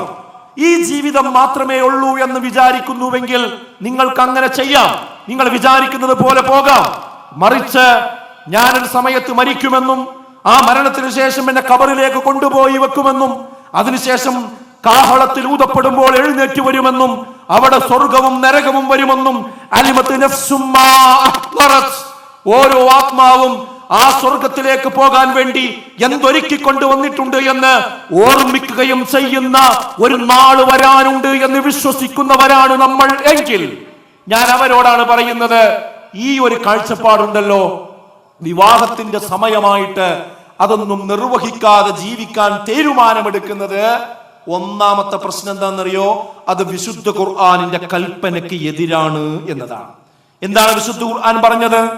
വഅൻകിഹുൽ അയാമാ മിൻകും വസ്സാലിഹീന മിൻ ഇബാദികും വഇമാഇകും ഇൻ യകൂനു ഫുഖറാഅ യുഗ്നിഹുല്ലാഹു മിൻ ഫളിഹി വല്ലാഹു വാസിഉൻ അലീം.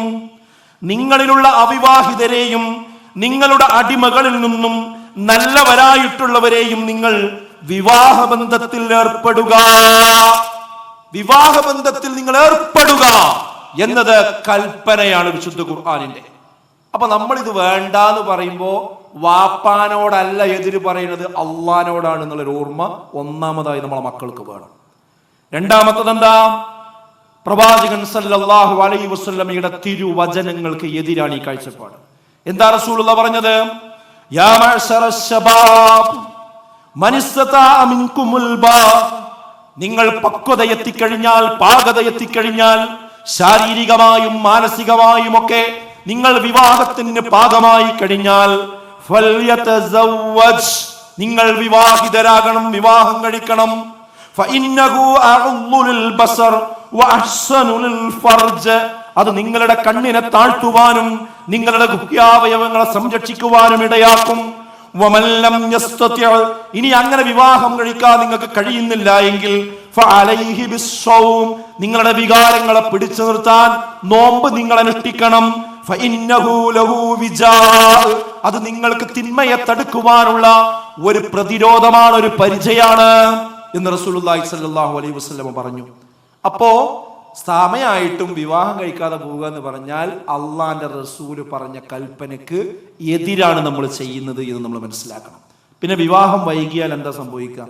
ഈ ഹദീസിൽ തന്നെ പറഞ്ഞു. എന്താണെന്നറിയോ? നമ്മുടെ ലൈംഗിക സദാചാര മേഖലയിലെ സൂക്ഷ്മത നമുക്ക് നഷ്ടപ്പെടും, അത് കൈവിടും. എത്ര മുത്തക്കായിട്ടും കാര്യമില്ല. ഇത് മനുഷ്യന്റെ ഒരു വികാരമാണ്. ഒരു പ്രത്യേക പ്രായമായി പ്രായപൂർത്തി എത്തിക്കഴിഞ്ഞാൽ ആണിനും പെണ്ണിനും ലൈംഗികമായ ദാഹമോഹങ്ങൾ ഉണ്ടാവും. അത് അനുഭവിക്കാൻ വിവാഹം എന്ന വഴി തുറന്നു കൊടുത്തിട്ടില്ലെങ്കിൽ വേറെ വഴി അതിനാണ് സ്വീകരിക്കും. അതുകൊണ്ടാണ് എന്തിനാ വിവാഹം കഴിക്കേണ്ടത്? നിങ്ങളെ കണ്ണിനെ താഴ്ത്താൻ, വിവാഹത്തെ അടിച്ചമർത്തിക്കൊണ്ട് അത് സമയമായിട്ട് നിർവഹിക്കാതെ പോകുന്നവർ അശ്ലീല ചിത്രങ്ങൾ കാണും, അതിൽ അഭിരമിച്ചുകൊണ്ടിരിക്കും. അവരുടെ ഗുഹ്യാവയവങ്ങൾ അവർക്ക് സൂക്ഷിക്കാൻ കഴിയില്ല. അവർ സ്വയം ഭോഗത്തിലേക്ക് പോകും, അവർ സ്വയം സ്വവർഗരതിക്ക് വിധേയമാകും. അതിലൂടെ അവർക്ക് ലൈംഗികമായ അനവധി രോഗങ്ങൾ അവരിലേക്ക് കടന്നു വരും. ഇതൊക്കെ അതിന്റെ ബാക്കി പത്രങ്ങളാണ്. മാത്രവുമല്ല, പ്രണയ കുരുക്കുകളിൽ അവർ അകപ്പെടുകയും ചെയ്യും. ഈ പ്രായമായി കഴിഞ്ഞാൽ ആണിന് പെണ്ണിനോടും പെണ്ണിന് ആണിനോടും ഒരു പ്രത്യേക അനുരാഗമുണ്ടാകും. അത് ശരീരത്തിന്റെ പ്രകൃതിയാണ്. ആ സംബന്ധിച്ചാണ് നമ്മൾ വിവാഹം കഴിക്കേണ്ടത്. അതില്ലാതെ പോയി കഴിഞ്ഞാൽ എന്ത് സംഭവിക്കും? ഏതെങ്കിലും ഒരു അന്യ സ്ത്രീയോ അന്യ പുരുഷനോ ആയിട്ട് നമ്മൾ അവിഹിതമായ ഒരു ബന്ധത്തിൽ തുടരുക തന്നെ ചെയ്യും. അവസാനം അത് പ്രണയമാകും, സ്നേഹമാകും. പിന്നെ എന്താ സംഭവിക്കുന്നത് നാട്ടില്? ആ പ്രണയത്തിൽ നിന്നെങ്ങാനും പിന്നെ പിന്മാറിയാൽ സംഭവിക്കുന്നത് കൊലപാതകം മാത്രമല്ല, ക്രൂരമായ കൊലപാതകമാണ്. എത്രയെത്ര പ്രണയ കൊലപാതകങ്ങൾ നമ്മുടെ കേരളം അതിന് സാക്ഷിയായി. തൊട്ടടുത്തല്ലേ കോട്ടയം ജില്ല, ഒരു പെൺകുട്ടിയെ കോളേജിൽ നിന്ന് ഇറങ്ങി വരുമ്പോൾ പേനക്കത്തി ഉപയോഗിച്ചുകൊണ്ട് കഴുത്തറുത്തു കൊന്നു അവളുടെ കാമുകൻ. അവിടെ റൂം എടുത്ത് കാത്തു നിന്നുകൊണ്ടാണ് അവൻ അത് ചെയ്തത്. തൊട്ടപ്പുറത്തല്ലേ കൊല്ലം ജില്ല. ആ കൊല്ലം ജില്ലയിലാണ് ഒരു സ്ഥാപനത്തിൽ പരീക്ഷ നടക്കുന്ന ഹാളിലേക്ക് ഒരു ചെറുപ്പക്കാരൻ പെട്രോളിന്റെ കുപ്പിയുമായി കയറി വന്ന് എഴുതിക്കൊണ്ടിരിക്കുന്ന ഒരു പെൺകുട്ടിയെ മാറോട് ചേർത്ത് പിടിച്ച് രണ്ടുപേരുടെയും തലയിലൂടെ പെട്രോൾ ഒഴിച്ച് കത്തിച്ച് ആ ഒരു ഗ്രൗണ്ടിൽ തീപ്പന്തങ്ങളായി രണ്ടുപേരും വെന്തുപോയത്.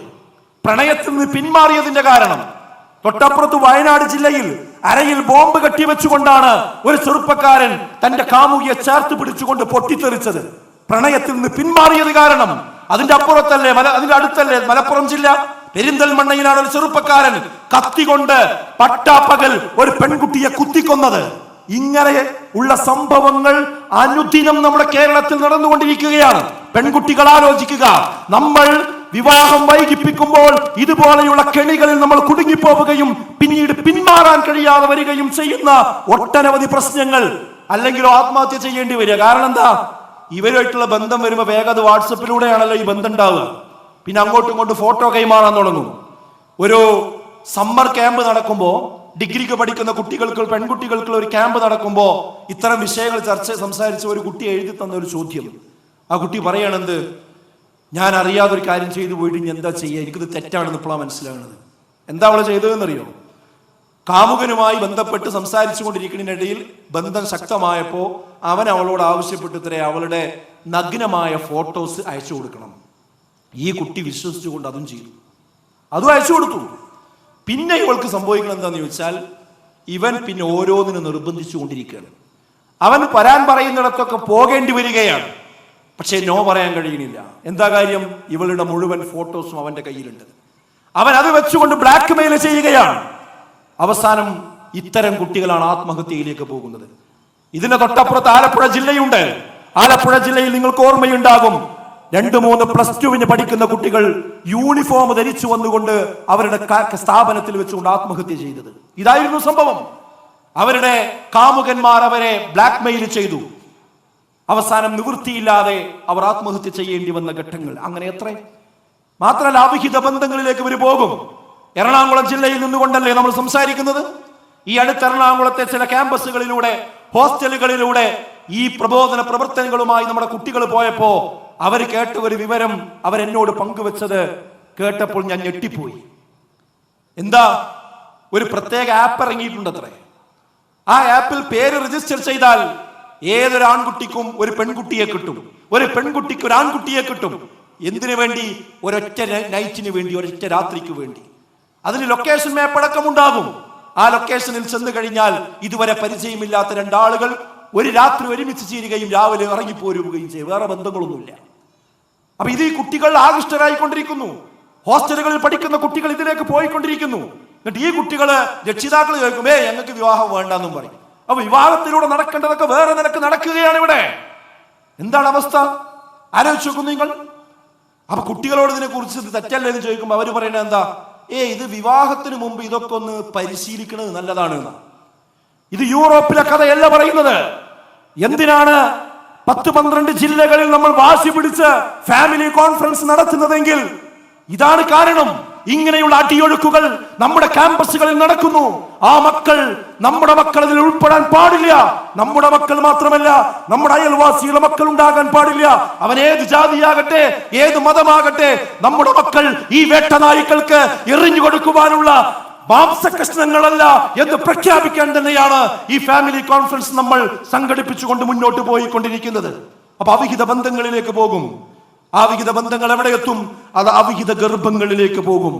ആ അവിഹിത ഗർഭങ്ങൾ ആ കുട്ടികൾ പോലും ഓർത്തിരിക്കാത്ത സമയത്താണ് സംഭവിക്കുന്നത്. അതിന്റെ തിക്തഫലം ഞാൻ പറയേണ്ടതില്ലല്ലോ. ഈ സമ്മേളനത്തിൽ തന്നെ ഞാൻ ഇങ്ങോട്ട് വരുമ്പോൾ പല പ്രഭാഷകരും അത് പരാമർശിച്ചു പോകുന്നത് ഞാൻ കേട്ടു. ഓൺലൈനിൽ ഞാൻ കേട്ടു. കൊച്ചിയിലുണ്ടായ സംഭവം അടുത്തുണ്ടായതല്ലേ. സ്വന്തം മാതാപിതാക്കൾ പോലും തന്റെ മകൾ ഗർഭിണിയാണെന്ന വിവരം അറിഞ്ഞിട്ടില്ല എന്നാണ് പത്രക്കാർ പറയുന്നത്. എന്നിട്ട് അവർ കാണാതെ പ്രസവിച്ചിരിക്കുന്നു. തൃശ്ശൂരിൽ നിന്നുള്ള ഒരു കാമുകനാണ്, ആൺ സുഹൃത്താണ് അത്ര അതിന്റെ കാരണക്കാരൻ. എന്നിട്ടോ ആ കുട്ടിയെ കൊന്ന് അതിനെ പ്ലാസ്റ്റിക് ബാഗിലാക്കി പുറത്തേക്ക് അപ്പുറത്തുള്ള ഓടയിലേക്ക് വലിച്ചെറിഞ്ഞപ്പോൾ അത് റോട്ടിൽ വീണു. നിങ്ങൾ ആലോചിച്ച് നോക്കി. നമ്മളെ നാട്ടിലല്ലേ ഇതൊക്കെ നടക്കുന്നത്? ഒരു കുട്ടിയോട് കാരുണ്യം കാണിക്കാൻ പോലും കഴിയും. അതെന്താണ് സംഭവം? ഈ ഒരു അവസ്ഥയിലേക്ക് വന്നു കഴിഞ്ഞാൽ അവിടെ പിന്നെ അവരെ നിയന്ത്രിക്കുന്നത് അവരല്ല, പിശാച്ചാണ് ആ മനുഷ്യന്മാരെ നിയന്ത്രിക്കുന്നത്. കാരണം അള്ളാന്റെ റസൂല് പറഞ്ഞതാണിത്. ഒരാണും ഒരു പെണ്ണും, അന്യ പുരുഷനും അന്യ സ്ത്രീയും ഒരു ഇടത്ത് സംഗമിച്ചു കഴിഞ്ഞാൽ അവിടെ മൂന്നാമനായി പിശാച്ചുണ്ടാകുമെന്നാണ്.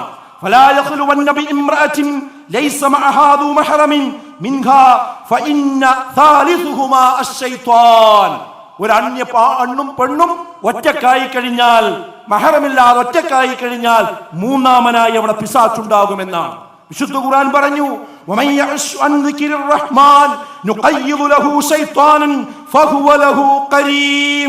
അള്ളാഹുവിന്റെ ദിക്റിൽ നിന്ന് നമ്മൾ അകന്നു പോയാൽ അവനെ പിന്നീട് അള്ളാഹു ഒരു പിശാച്ചിനെ കൂട്ടാളിയായി അവന് നിശ്ചയിച്ചു കൊടുക്കും.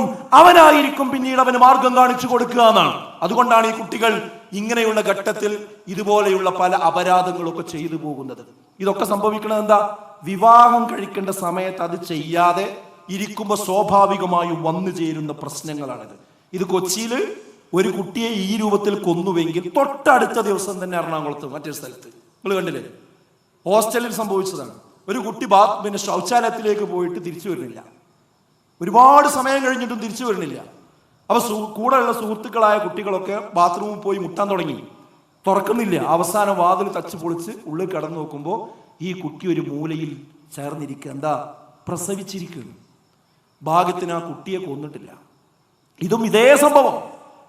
ആൺ സുഹൃത്തിൽ നിന്ന് ഗർഭിണിയാകുന്നു.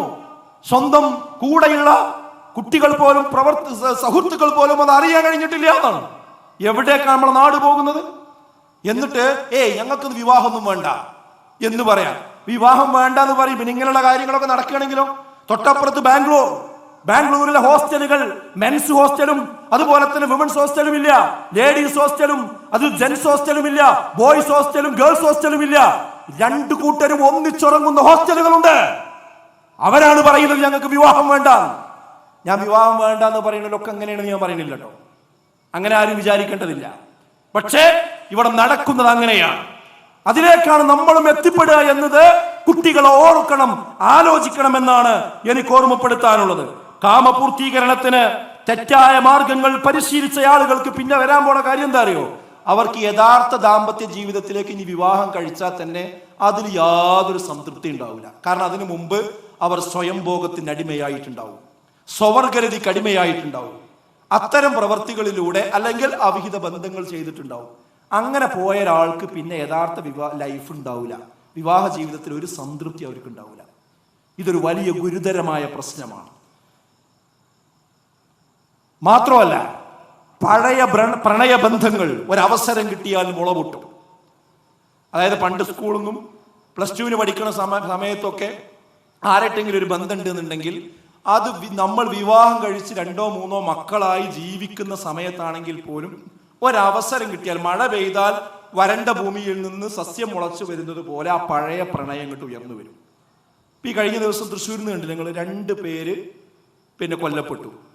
ഇതേപോലെ കാമുകൻ കാമുകിയെ കുത്തിക്കൊന്നു, അറുത്തു കൊന്നു. അവിടേക്ക് എത്തിയ സാഹചര്യം എന്താ? 2 ആളും കല്യാണം കഴിച്ചവർക്ക്, 2 ആൾക്കും 2 വീതം കുട്ടികളുണ്ട്. എന്നിട്ട് പിന്നെ ഇവരെന്ത് ചെയ്തു?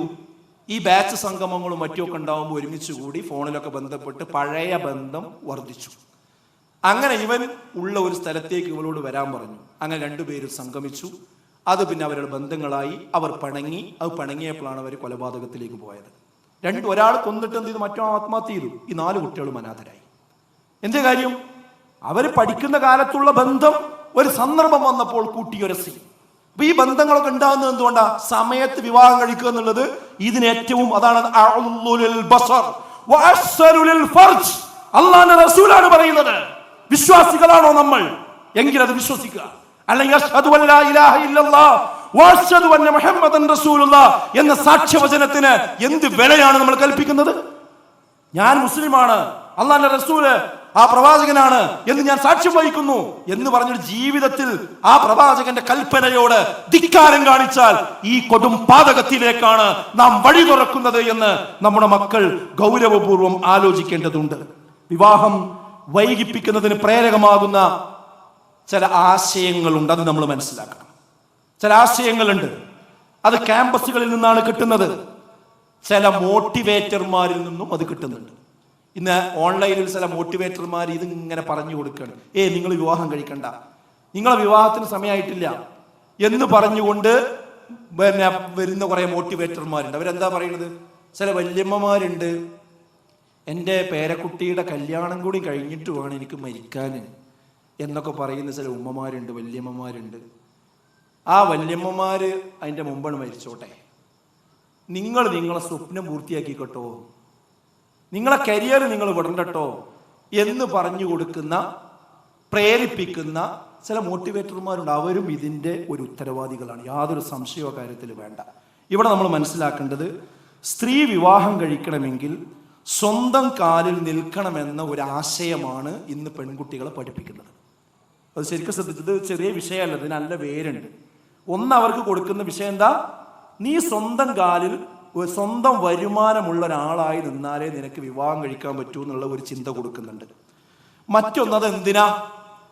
അതെന്തിനാ അറിയോ? ഈ സ്ത്രീ പീഡനം വർദ്ധിക്കുന്നുണ്ട് ഇവിടെ.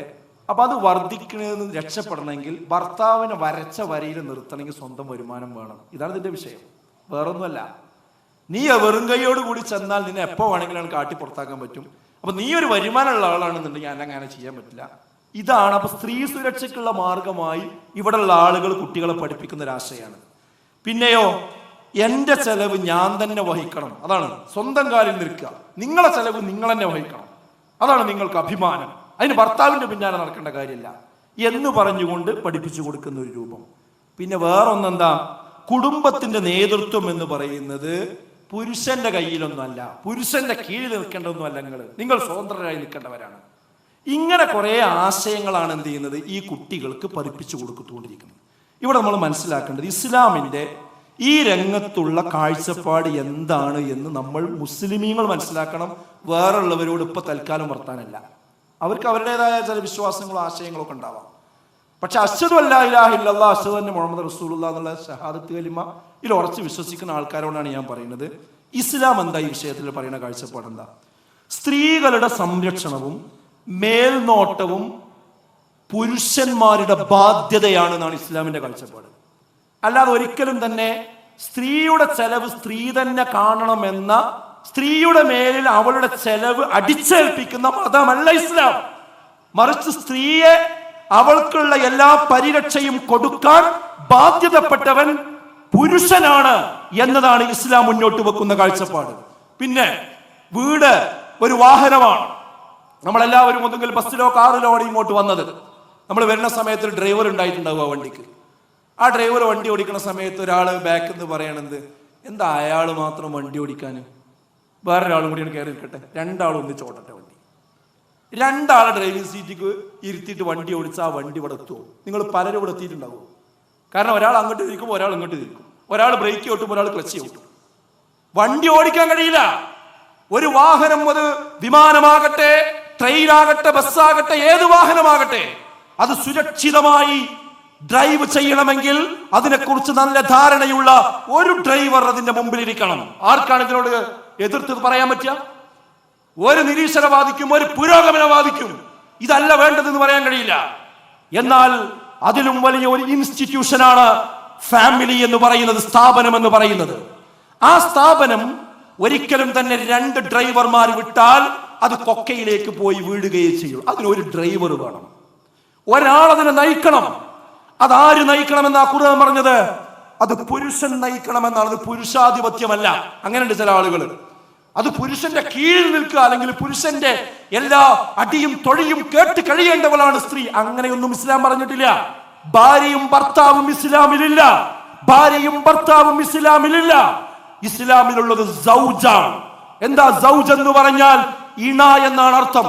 രണ്ടുപേരും ഇണങ്ങി ജീവിക്കേണ്ടവരാണ്. എന്നാൽ ഒരാൾക്ക് അതിന് നേതൃത്വം വേണം. ആ നേതൃത്വം ആരായിരിക്കണം? പുരുഷനായിരിക്കണമെന്നാണ്. ഇവളുടെ മുഴുവൻ ചെലവെടുക്കേണ്ട ബാധ്യത ആർക്കാ? പുരുഷനാണ് എന്നാണ്. എന്നാൽ പുതിയ സിദ്ധാന്തങ്ങൾ, നവലിബറൽ ആശയങ്ങൾ നമ്മുടെ കുട്ടികളിലേക്ക് അടിച്ചു വീശുന്നത് എന്താ? നിങ്ങളുടെ ചെലവ് നിങ്ങൾ തന്നെ എടുക്കണം, അതാണ് പുരോഗമനം. യഥാർത്ഥത്തിൽ അവരോട് ചെയ്യുന്ന ക്രൂരതയാണ്. അതൊരു സ്ത്രീയോട് ചെയ്യുന്ന ക്രൂരതയാണത്. എന്താ ഇസ്ലാം പറഞ്ഞത്? الرجال قوامون على النساء بما فضل الله بعضهم على بعض وبما أنفقوا من أموالهم. പുരുഷന്മാർ സ്ത്രീകളുടെ മേൽ നിയന്ത്രണാധികാരമുള്ളവരാകുന്നു. മനുഷ്യരിൽ ഒരു വിഭാഗത്തിന് മറുവിഭാഗത്തെക്കാൾ അല്ലാഹു കൂടുതൽ കഴിവ് നൽകിയത് കൊണ്ടും പുരുഷന്മാർ അവരുടെ ധനം ചിലവഴിച്ചതുകൊണ്ടുമാണ് അവർക്കതിന്റെ നേതൃത്വം കൊടുത്തത്. ഇതാണ് വിശുദ്ധ ഖുർആൻ. രണ്ട് കാര്യമാണ് പറഞ്ഞത്.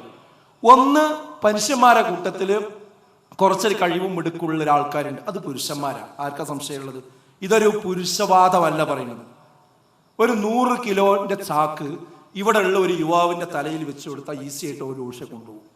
അതേ പ്രായത്തിലുള്ള ഒരു സ്ത്രീയുടെ തലയിൽ അത് വെച്ചു കൊടുത്താൽ അവൾക്ക് അത് ഏറ്റാൻ കഴിയില്ല. സത്യമല്ലേ പറയുന്നത്? കരുത്തിന്റെ വിഷയത്തിൽ, അതുപോലെ തന്നെ ധൈര്യത്തിന്റെ വിഷയത്തിൽ പലപ്പോഴും ഉണ്ട്. അതുപോലെ പുരുഷന്മാർക്ക് കുറെ പ്രയാസങ്ങളുണ്ട്, ബലഹീനതകളുണ്ട്. ഒന്നും വേണ്ട, നമ്മുടെ ഒരു 1.5 വയസ്സുള്ള ഒരു കുട്ടി, ആ കുട്ടിയെ നമ്മുടെ ഭർത്താവിന്റെ കയ്യിലൊന്ന് നോക്കാൻ ഏൽപ്പിച്ചിട്ട് ഒരു 2 മണിക്കൂർ കൊടുത്താൽ അപ്പോഴേക്ക് പണങ്ങി പിരിഞ്ഞിട്ടുണ്ടാവും. കഴിയില്ല. അല്ലേ? അപ്പോഴേക്ക് എന്ത് ചെയ്യും? ചൂടാകാൻ തുടങ്ങും, കുട്ടിയെ തല്ലാൻ തുടങ്ങും. കാര്യം എന്താ? അങ്ങനെ പ്രയാസം സഹിക്കുക എന്നുള്ളത് ഒരു പുരുഷന് ചിലപ്പോൾ കഴിയുന്ന ഒരു കാര്യമല്ല.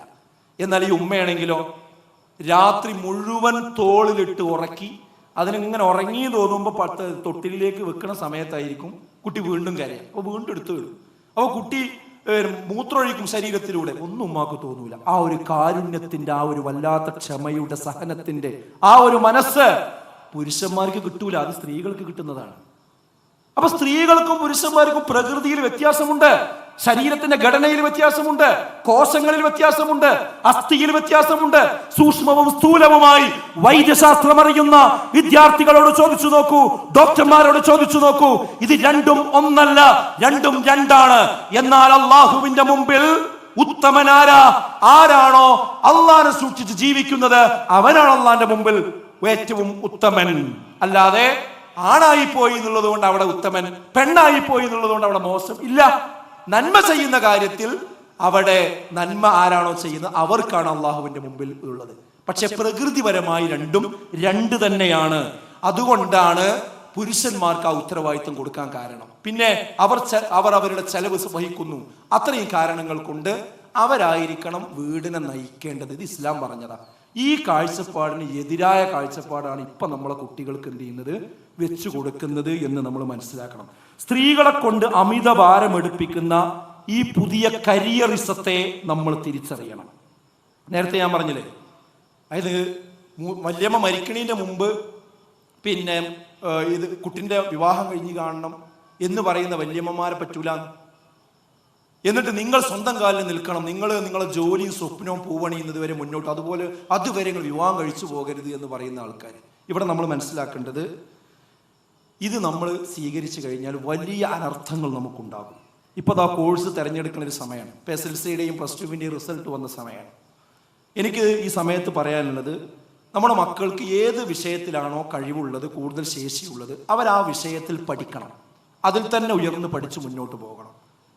എന്നതോടൊപ്പം തന്നെ അവരെ തച്ച് പഴുപ്പിച്ചുകൊണ്ട് ഒരു വിഷയത്തിന് നിർബന്ധിക്കാൻ പാടില്ല. എല്ലാവരും ഡോക്ടറാക്കാൻ കഴിയില്ല, എല്ലാവരും എഞ്ചിനീയറാക്കാൻ കഴിയില്ല, എല്ലാവരും പൈലറ്റാക്കാൻ കഴിയില്ല. അതിന് കഴിവുള്ള, സ്വയം കഴിവുള്ള, പഠിക്കാൻ ശേഷിയുള്ള കുട്ടികളെ നമുക്ക് എന്ത് ചെയ്യാം, ആ രംഗത്ത് പഠിപ്പിക്കാം. ഇപ്പൊ അങ്ങനെയല്ല, ഒരു സ്റ്റാറ്റസ് ആയി മാറിയിരിക്കുകയാണ്. കുട്ടിക്ക് അതിന് കഴിയുമല്ലേ എന്നുള്ളതല്ല, രക്ഷിതാവ് ആധാരം പണയം വെച്ചിട്ടായാലും വേണ്ടില്ല, വിദ്യാഭ്യാസത്തിന് വേണ്ടി ലക്ഷങ്ങൾ മുടക്കി സീറ്റ് വാങ്ങി അവരെ എന്തെങ്കിലും ഒന്ന് ആക്കിയിട്ട് ഈ കുട്ടി അതുകൊണ്ട് ടെൻഷൻ അടിക്കുകയാണ്. ഈ എഞ്ചിനീയറിംഗ് കോളേജുകളിൽ നിന്ന്, സർവകലാശാലകളിൽ നിന്ന് എന്തുകൊണ്ട് കുട്ടികൾ ആത്മഹത്യ ചെയ്യുന്നു? ഈ കുട്ടികൾക്ക് ടെൻഷനാണ്. എത്രയോ ലക്ഷങ്ങൾ ചെലവഴിച്ചുകൊണ്ടാണ് അവിടെ പഠിച്ചുകൊണ്ടിരിക്കുന്നത്. എന്നിട്ടോ 24 മണിക്കൂർ അവിടെ സമയം ചെലവഴിക്കുകയാണ്. ഒരാൾ മരിച്ചാൽ വീട്ടിൽ വരാൻ കഴിയണില്ല, ഒരു വീട്ടിലൊരു ഫംഗ്ഷന് വരാൻ കഴിയണില്ല, ഒന്നിനും അവർക്ക് പങ്കെടുക്കാൻ കഴിയണില്ല. പിന്നെ എപ്പോഴെങ്കിലും ഒരു ചെറിയ ആശ്വാസം കിട്ടി നാട്ടിൽ വന്നാൽ അമ്മാവന്മാരും നാട്ടുകാരും കുടുംബങ്ങളും ഒക്കെ ചോദിക്കണെന്ത്, എന്തായി പരീക്ഷ, എന്തായി സെമസ്റ്റർ ഒക്കെ കിട്ടിയില്ലേ, വിഷയമൊക്കെ കിട്ടിയില്ലേ, ഒക്കെ റെഡിയല്ലേ? ഈ കുട്ടിക്കാണെങ്കിൽ 2 or 3 പിന്നെ പേപ്പർ ചിലപ്പോൾ പോയിട്ടുണ്ടാവും.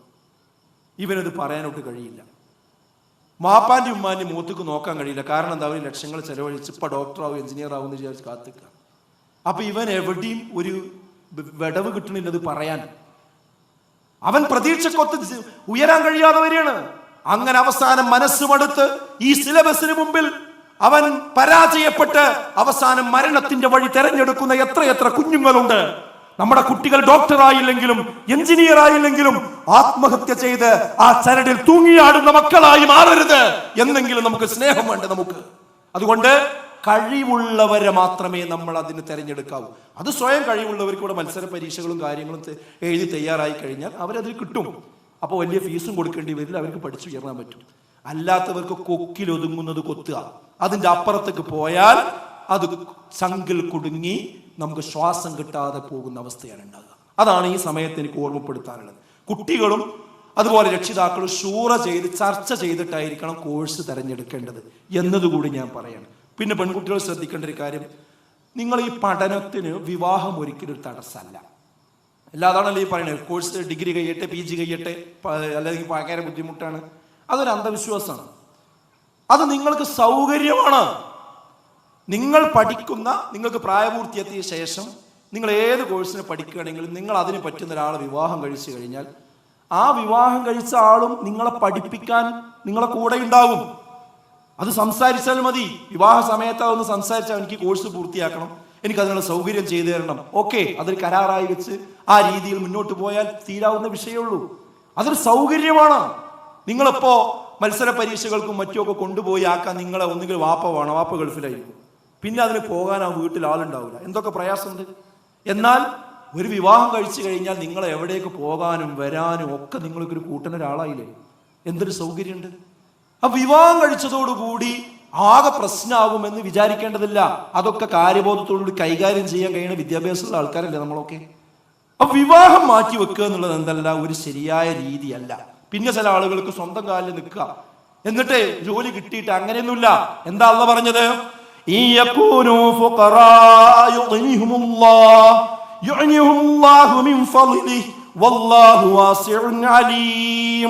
അവർ ദരിദ്രരാണെങ്കിൽ, അഥവാ ഈ ദമ്പതിമാർ വിവാഹം കഴിക്കുന്ന സമയത്ത് ദരിദ്രരാണെങ്കിൽ അള്ളാഹു തന്റെ അനുഗ്രഹത്തിൽ നിന്ന് അവർക്ക് ഐശ്വര്യം നൽകുന്നതാണ്. അള്ളാഹു വിശാലതയുള്ളവനും സർവജ്ഞനുമാകുന്നു എന്ന് മനസ്സിലായി. വിവാഹം എന്ന് പറഞ്ഞാൽ ബറക്കത്ത് ചൊരിഞ്ഞു വരുന്നതാണ്. വിവാഹം കഴിഞ്ഞാൽ അള്ളാന്റെ പ്രത്യേക സഹായം കിട്ടും. നിങ്ങളെ മഴീശത്ത് അള്ള തുറന്നു തരും, ദാരിദ്ര്യം നീക്കിത്തരും. അതിന് വിവാഹം ഒരു വഴിയാണ് എന്ന് ഖുർആൻ പറയുന്നു, ഹദീസുകൾ പറയുന്നു. പക്ഷെ നമ്മൾ പറയുന്നതോ വിവാഹം കഴിച്ചാൽ പിന്നെ ജീവിതത്തിലെ പ്രാരാബ്ധമാണ്. അത് തെറ്റാണ്. പല ആളുകളും, എൻ്റെ ഒരു സുഹൃത്തിന് ഓർമ്മയുണ്ട്, അവനെ വിവാഹം കഴിക്കാൻ ഇങ്ങനെ ജോലി കിട്ടട്ടെ എന്നൊക്കെ പറഞ്ഞ് കാത്തിരിക്കുന്നു. അവസാനം എന്ത് ചെയ്തൊക്കെ തീരുമാനിച്ച് വിവാഹം കഴിച്ചു. വിവാഹം കഴിച്ച ഉടനെയാണ് അവനൊരു PSC എഴുതിയിരുന്നു. ആ PSCയിൽ റാങ്ക് ലിസ്റ്റിൽ ഫസ്റ്റ് അവൻ വന്നിട്ടുണ്ട്. നിങ്ങൾ ആലോചിച്ചു എത്ര പെട്ടെന്നാണ് ശരിയായത്. അപ്പൊ അള്ളാഹ് നമുക്കൊരു വഴി ഉണ്ടാക്കി തരുവതിന്. ഒന്നുകിൽ ഭർത്താവ് അല്ലെങ്കിൽ ഭാര്യ, രണ്ടു പേർക്ക് ആൾക്കെങ്കിലും അവിടെ ജീവിതത്തിന് മുന്നോട്ട് കൊണ്ടുപോകാൻ കഴിയും. അപ്പൊ ഇത് നമ്മുടെ ചില അന്ധവിശ്വാസങ്ങളാണ് ഇത്തരം തീരുമാനങ്ങൾ എടുക്കാനുള്ള കാരണം. പിന്നെ മനസ്സിലാക്കുക, ജീവിക്കാനാണ് ജോലി. പെൺകുട്ടികൾ മനസ്സിലാക്കേണ്ട കാര്യമാണ്, ജീവിക്കാനാണ് ജോലി, ജോലിക്കല്ല ജീവിതം. ഒരു ജോലി ചെയ്യാനല്ല നമ്മൾ ഇങ്ങോട്ട് വന്നത്, നമ്മൾ ജീവിക്കാനാണ്. ജീവിക്കാൻ നമുക്ക് എന്ത് വേണം? ഒരു ജോലി വേണം. ഇന്ന് സംഭവിക്കണത് എന്താ? നമ്മളിവിടെ വന്നത് തന്നെ ഒരു ജോലി എടുക്കാനാണെന്നുള്ളത്. ജീവിക്കാൻ ആർക്കും നേരല്ല. പഠിക്കണ കാലത്തും ജീവിക്കാൻ നേരല്ല, ജോലിയായ തീരെ നേരല്ല. പിന്നെ ഒരു പ്രൊഫഷണലിലേക്ക് എത്തിക്കഴിഞ്ഞാൽ സ്വന്തം മക്കളെ നോക്കാൻ പോലും നമുക്ക് കഴിയുന്നില്ല. ഒരു വീട്ടിൽ ഞാൻ എൻ്റെ ഒരു ബന്ധുവിനെ വിളിച്ച സമയത്ത് എന്തൊക്കെ വിശേഷം എന്ന് ചോദിച്ചപ്പോൾ, എന്താ വിശേഷം, ചെറിയ കുട്ടിയുണ്ട് ഇവിടെ അതിന് നോക്കിയിരിക്കുന്നത്. അപ്പോൾ 1.5 വയസ്സായ കുട്ടിയെ നോക്കി. അപ്പോൾ ഞാൻ, നിങ്ങൾക്ക് 1.5 വയസ്സായ കുട്ടിയുണ്ടോ ഇപ്പോൾ അത്ര പറയായിട്ട്? അല്ല, എൻ്റെ കുട്ടിയല്ല, മകളെ കുട്ടിയാണ്. മകളെവിടെ? മകൾ UK-യിലാണ്, മകൻ UK-യിലാണ്. അവളവിടെ ജോലിയാണ്, അവൾക്ക് ലീവ് കിട്ടൂല. അപ്പൊ ഈ മുലപ്പാല് കൊടുക്കേണ്ട സമയത്ത് ആ കുട്ടിയെ ചേർത്ത് പിടിക്കാൻ ആ ഉമ്മാക്ക് കഴിയണില്ല. എന്നിട്ട് ഈ പാല് തിങ്ങിയിട്ട് അതിന്റെ ബുദ്ധിമുട്ട് UK-യിൽ ഇരുന്നു കൊണ്ട് അതിന്റെ ബുദ്ധിമുട്ടും ആ സ്ത്രീ അനുഭവിക്കണം, ജോലിയുടെ പിരിമുറുക്കം വേറെ അനുഭവിക്കണം, കുട്ടി അടുത്തില്ലാത്തതിന്റെ പ്രയാസം അനുഭവിക്കണം. ആ കുട്ടിയെയും കൊണ്ട് ഇവിടെ ഈ ഉമ്മ ഈ കുപ്പിപ്പാലും കൊടുത്തുകൊണ്ട് നടക്കുകയും ചെയ്യാം. സ്വന്തം കുട്ടിനെ പോലും പോറ്റാൻ കഴിയാതെ ആർക്കായി മുതലുണ്ടാക്കുന്നത്? എന്താണ് ഈ ജീവിതം എന്ന് പറയുന്നത്? നമ്മുടെ കുടുംബ ജീവിതത്തിന്, നമ്മുടെ സന്താന പരിപാലനത്തിന് വിഘാതമാകുന്ന ഒരു ജോലി നമുക്ക് വേണ്ട. ഞാൻ പറയുന്നത് ജോലി എടുക്കേണ്ടതില്ല എന്നല്ല, നമുക്ക് കഴിവും പ്രാപ്തിയും നമ്മുടെ കൊക്കിലൊതുങ്ങുന്ന ഒരു തൊഴിലും നമുക്കാവാം. പക്ഷേ നമ്മുടെ ഭർത്താവുമായി സംസാരിക്കാൻ ഇടയില്ലാതെ, നമ്മുടെ മക്കൾക്ക് പാല് കൊടുക്കാൻ കഴിയാതെ, നമ്മുടെ വീട്ടിലെ കാര്യങ്ങൾ ശ്രദ്ധിക്കാൻ കഴിയാതെ എല്ലാവരും ജോലി എന്നും പറഞ്ഞു പോയാൽ നമ്മുടെ കുട്ടികൾ എന്ത് ചെയ്യും? ഈ കുടുംബം എന്ത് ചെയ്യും? അങ്ങനെയുള്ള ഒരു കരിയർ ഭ്രാന്തിന് ഒരിക്കലും നമ്മൾ നിന്നുകൊടുക്കാൻ പാടില്ല. ഈ ഫാമിലി കോൺഫറൻസ് ആഹ്വാനം ചെയ്യുകയാണ്. കേരളം ഇത് തിരിച്ചറിഞ്ഞ് തിരിഞ്ഞു നടക്കണം. പെൺകുട്ടികൾ അതിന് തയ്യാറാകണം. ഈ ഒരു ബോധവൽക്കരണം അത് ശക്തമായി നമ്മൾ മുന്നോട്ട് കൊണ്ടുപോവുക തന്നെ ചെയ്യണമെന്നാണ് എനിക്ക് പറയാനുള്ളത്. പരലോകത്തേക്കുള്ള പരീക്ഷയാണ് ദുനിയാവ്. യഥാർത്ഥ ജീവിതം എന്ന് പറയുന്നത് നമുക്ക് പരലോകത്താണ്. അവിടെയാണ് നമുക്ക് എന്നെന്നും ജീവിക്കാനുള്ളത്. ഇതൊരു താൽക്കാലിക ഇടമാണ് എന്ന ഓർമ്മ നമുക്കുണ്ടാകണം. അവിടെ വിജയിക്കാൻ, കുടുംബ ജീവിതത്തിന് ഇസ്ലാമിനെ മാനദണ്ഡമാക്കാൻ നമുക്ക് കഴിയണം. അല്ലാതെ ചില മോട്ടിവേറ്റർമാരും ലിബറൽ ചിന്താഗതിക്കാരും പുരോഗമനവാദക്കാരും ഈ യൂറോപ്യൻ പാശ്ചാത്യൻ സംസ്കാരവും ഓതിത്തരുന്ന സംസ്കാരം ആശയം നെഞ്ചിലേക്ക് കൊണ്ടല്ല നമ്മൾ മുന്നോട്ട് പോകേണ്ടത്. വമാ കാന ലിമുഅ്മിനിൻ വലാ മുഅ്മിനത്തിൻ ഇദാ ഖലല്ലാഹു വറസൂലുഹു അംറ അൻ യകൂന ലഹുമുൽ ഖിറതു മിൻ അംരിഹിം വമൻ യഅസില്ലാഹ വറസൂലഹു ഫഖദ് ളല്ല ളലാലൻ മുബീനാ. ഒരു മുഅ്മിനാകട്ടെ ഒരു മുഅ്മിനാത്താകട്ടെ അവർക്കൊരിക്കലും ഉണ്ടാകാൻ പാടില്ല എന്ന് അള്ളയും റസൂലും ഒരു കാര്യത്തിൽ ഒരു തീരുമാനം പറഞ്ഞു കഴിഞ്ഞാൽ ആ കാര്യത്തിൽ പിന്നെ ഒരു സ്വന്തം തീരുമാനം ഒരു സ്വന്തം അഭിപ്രായം അവർക്കുണ്ടാകാൻ പാടില്ല. അങ്ങനെ ഉണ്ടായാലോ അല്ലാഹുവിനെയും റസൂലിനെയും അവർ ധിക്കരിച്ചാൽ അവർ വ്യക്തമായ വഴികേടിലായിരിക്കുമെന്ന് വിശുദ്ധ ഖുർആൻ 33-ാം അധ്യായം 36-ാമത്തെ ആയത്തിലൂടെ ഓർമ്മപ്പെടുത്തുകയാണ്. അതുകൊണ്ട് നമുക്ക് ജീവിതത്തിൽ വിജയിക്കണം. നമുക്ക് ജീവിതത്തിൽ വിജയിക്കേണ്ടത് സമയമായാൽ വിവാഹം കഴിച്ചുകൊണ്ടാണ്. നമുക്ക് ജീവിതത്തിൽ വിജയിക്കേണ്ടത് ലൈംഗിക ബന്ധം വിവാഹത്തിലൂടെ മാത്രം നിർവഹിച്ചുകൊണ്ടാണ്. നമുക്ക് ജീവിതത്തിൽ വിജയിക്കേണ്ടത് ഭർത്താവിനെ അനുസരിച്ചുകൊണ്ടാണ്. നമുക്ക് ജീവിതത്തിൽ വിജയിക്കേണ്ടത് ഭാര്യയെ സംതൃപ്തിപ്പെടുത്തിക്കൊണ്ടാണ്. നമുക്ക് ജീവിതത്തിൽ വിജയിക്കേണ്ടത് മക്കളെ ശരിയാം വിധം വളർത്തിക്കൊണ്ടാണ്. നമുക്ക് ജീവിതത്തിൽ വിജയിക്കേണ്ടത് മാതാപിതാക്കളെ ചേർത്ത് പിടിച്ചുകൊണ്ടാണ്. നമുക്ക് ജീവിതത്തിൽ വിജയിക്കേണ്ടത് വലിയവരെ ബഹുമാനിച്ചും ചെറിയവരോട് കാരുണ്യം കാണിച്ചുകൊണ്ടുമാണ്. നമുക്ക് ജീവിതത്തിൽ വിജയിക്കേണ്ടത് കുടുംബ ബന്ധങ്ങൾ ഊട്ടിയുറപ്പിച്ചുകൊണ്ടാണ്. നമുക്ക് ജീവിതത്തിൽ വിജയിക്കേണ്ടത് കുടുംബത്തിലെ പ്രയാസപ്പെടുന്നവരുടെ കണ്ണീരൊപ്പിക്കൊണ്ടാണ്. അല്ലാതെ പാശ്ചാത്യൻ സമൂഹം ചവച്ചു തുപ്പിയ ആ ചവച്ചു തുപ്പിയ മാലിന്യം വീണ്ടും വായിലിട്ട് തുപ്പുന്നവരാകരുത് കേരളീയർ. അതല്ല പ്രബുദ്ധതയുടെ അടയാളം. അതാണ് ഈ ഫാമിലി കോൺഫറൻസിൽ പ്രഖ്യാപിക്കാനുള്ളത്. കുടുംബവുമായി ജീവിച്ചാലും ഇങ്ങനെയൊക്കെ പ്രശ്നമില്ലേ എന്നാണ് ചില ആൾക്കാരെ ഇത് മറിച്ച് ചോദിക്കുന്ന ചോദ്യം. ഇപ്പൊ നിങ്ങൾ പറയുന്നത് കല്യാണമൊക്കെ കഴിച്ച് കുടുംബമൊക്കെ ആയിട്ട് ജീവിച്ച ആത്മഹത്യ ഉണ്ടാവില്ല, കുഴപ്പമുണ്ടാവില്ല, നല്ല സുഖമായിട്ട് പോവും എന്നാണോ? ഇവിടെ എത്ര ആത്മഹത്യ നടക്കുന്നുണ്ട്, എത്ര പ്രശ്നം നടക്കുന്നുണ്ട്, എത്ര കുടുംബത്തിൽ കുഴപ്പം നടക്കുന്നുണ്ട്. അപ്പൊ കുടുംബവും പ്രശ്നമല്ലേ എന്നൊരു മറുചോദ്യം ചോദിക്കുന്ന ആൾക്കാരുണ്ട്. അവരോട് എനിക്ക് പറയാനുള്ളത് എന്താ അറിയോ? അത് ആക്സിഡന്റ് ആണ്. ആക്സിഡന്റ് നമ്മൾ എത്ര ശ്രദ്ധിച്ചാലും ഉണ്ടാകും. ഇപ്പൊ നമ്മളൊക്കെ വാഹനത്തിൽ യാത്ര ചെയ്യുന്നവരാണ്. നമ്മൾ എത്ര സീറ്റ് ബെൽറ്റ് ഒക്കെ ഇട്ട് മിതമായ സ്പീഡിൽ റോഡിന്റെ നിയമമൊക്കെ പാലിച്ച് വണ്ടി ഓടിച്ചാലും എതിരെ വരുന്ന ആളത് പാലിച്ചിട്ടില്ലെങ്കിൽ നമ്മൾ തട്ടൂലേ? വണ്ടി ആക്സിഡന്റ് ആവൂലേ? ആക്സിഡന്റ് ആയി എന്നുള്ളത് കൊണ്ട് നാളെ മുതൽ നമ്മൾ ബസ് കയറൂല, ട്രെയിനിൽ കയറൂല, വണ്ടി ഓടിക്കൂല, ബൈക്ക് ഉപയോഗിക്കൂല എന്ന് പറഞ്ഞാൽ അങ്ങനെ ഉണ്ടാവും. ഇതേപോലെയാണെന്ത് കുടുംബമായി ജീവിക്കുമ്പോൾ എല്ലാവരും ഒരുപോലെ ആയിക്കൊള്ളണമെന്നില്ല. സ്വാഭാവികമായും ചില ആളുകൾക്ക് പ്രയാസങ്ങൾ ഉണ്ടാവും. ആ പ്രയാസം കുടുംബത്തെ ബാധിക്കും, ബുദ്ധിമുട്ടുണ്ടാവും. അത് ആക്സിഡന്റ് ആണ്. അത് ഒറ്റപ്പെട്ടതാണ്, തീർത്തും ഒറ്റപ്പെട്ടതാണ്. കാരണം എന്താ അറിയോ? കേരളം എടുത്തു നോക്കി നിങ്ങൾ. കേരളത്തിൽ 99.4% ആളുകളും കുടുംബമായി ജീവിക്കുന്നവരാണ്. അത് ഹൈന്ദവരാണെങ്കിലും ക്രൈസ്തവരാണെങ്കിലും മുസ്ലിമീങ്ങളാണെങ്കിലും ആരായിരുന്നാലും വളരെ ചുരുക്കം ആളുകൾ മാത്രമേ കുടുംബ വിവാഹത്തിലൂടെ അല്ലാതെ മറ്റു വഴിയിലൂടെ ലിവിങ് ടുഗദർ ആയിട്ടും ഒക്കെ ജീവിക്കുന്ന ആളുകളുള്ളൂ. കുടുംബമായി ജീവിക്കുന്നവരാണ് മഹാഭൂരിപക്ഷം. അത്രയും ആളുകളിൽ നിന്ന് ഒരു ന്യൂനപക്ഷത്തിന് മാത്രമേ പ്രശ്നമുള്ളൂ. ബാക്കിയുള്ളവരൊക്കെ സമാധാനപരമായി ജീവിക്കുകയാണ്. ഇപ്പൊ ഇവിടെ വന്ന ആളുകൾക്ക് എല്ലാവർക്കും പ്രശ്നമുണ്ടോ? ഇല്ലല്ലോ. അപ്പൊ ധാരാളം ആളുകൾ സുഖത്തോടു കൂടി ജീവിക്കുന്നു. എന്നാൽ അവിഹിതമായ വീഴ്ചയിൽ ഏർപ്പെടുന്ന ആളുകളുടെ എണ്ണം കുറവാ, അവരിൽ പ്രശ്നം കൂടുതലാണ്. ഇതാണ് ഇവിടെ പ്രശ്നം. ഇത് നമ്മൾ തിരിച്ചറിഞ്ഞുകൊണ്ട് മുന്നോട്ട് പോകണം. അപ്പൊ ഒന്ന് ഞാൻ പറഞ്ഞത് എന്താ അറിയോ?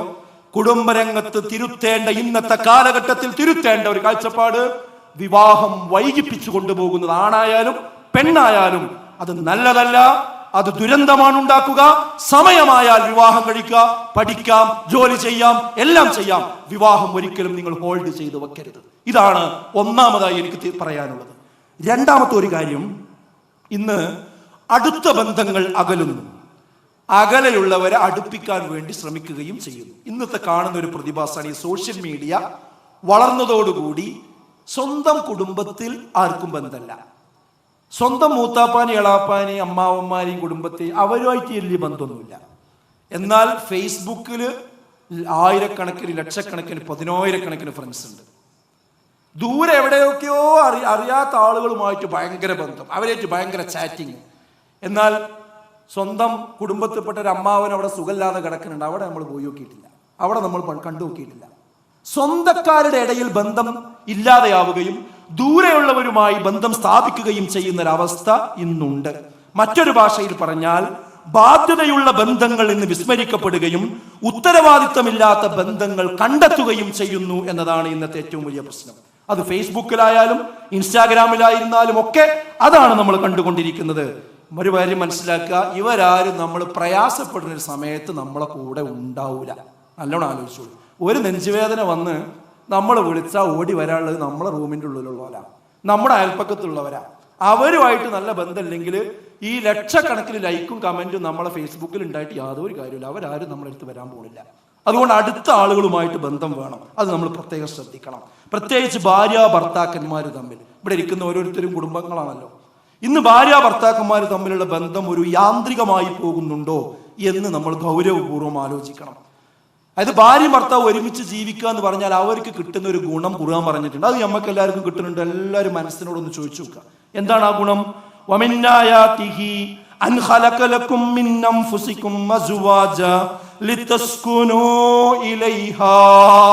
അള്ളാഹുവിന്റെ ദൃഷ്ടാന്തങ്ങളിൽ പെട്ടതാണ് എന്ത്? നിങ്ങളെ പരസ്പരം ഇണകളായിക്കൊണ്ട് നിങ്ങളെ സൃഷ്ടിച്ചിരിക്കുന്നു. അവരിലേക്ക് സമാധാനപൂർവം നിങ്ങൾ ഒത്തുചേരുന്നതിന് വേണ്ടി. അതാണ് ഇണകളായി സൃഷ്ടിച്ചതിന്റെ ലക്ഷ്യം. ആ സമാധാനം, ആ മസ്കൻ, ആ സ്വസ്ഥത, ആ സുരക്ഷിതത്വ ബോധം ഇന്ന് നമുക്ക് പൂർണ്ണമായിട്ടുണ്ടോ എന്ന് നമ്മളൊന്ന് ആലോചിക്കുക. അത് നമ്മളെല്ലാവരും ഇന്ന് ചിന്തിക്കേണ്ട പ്രധാനപ്പെട്ട ഒരു കാര്യമാണ്. ഇന്ന് രണ്ടുപേരും രണ്ട് ലോകത്താണ് പലപ്പോഴും കഴിഞ്ഞുകൊണ്ടിരിക്കുന്നത്.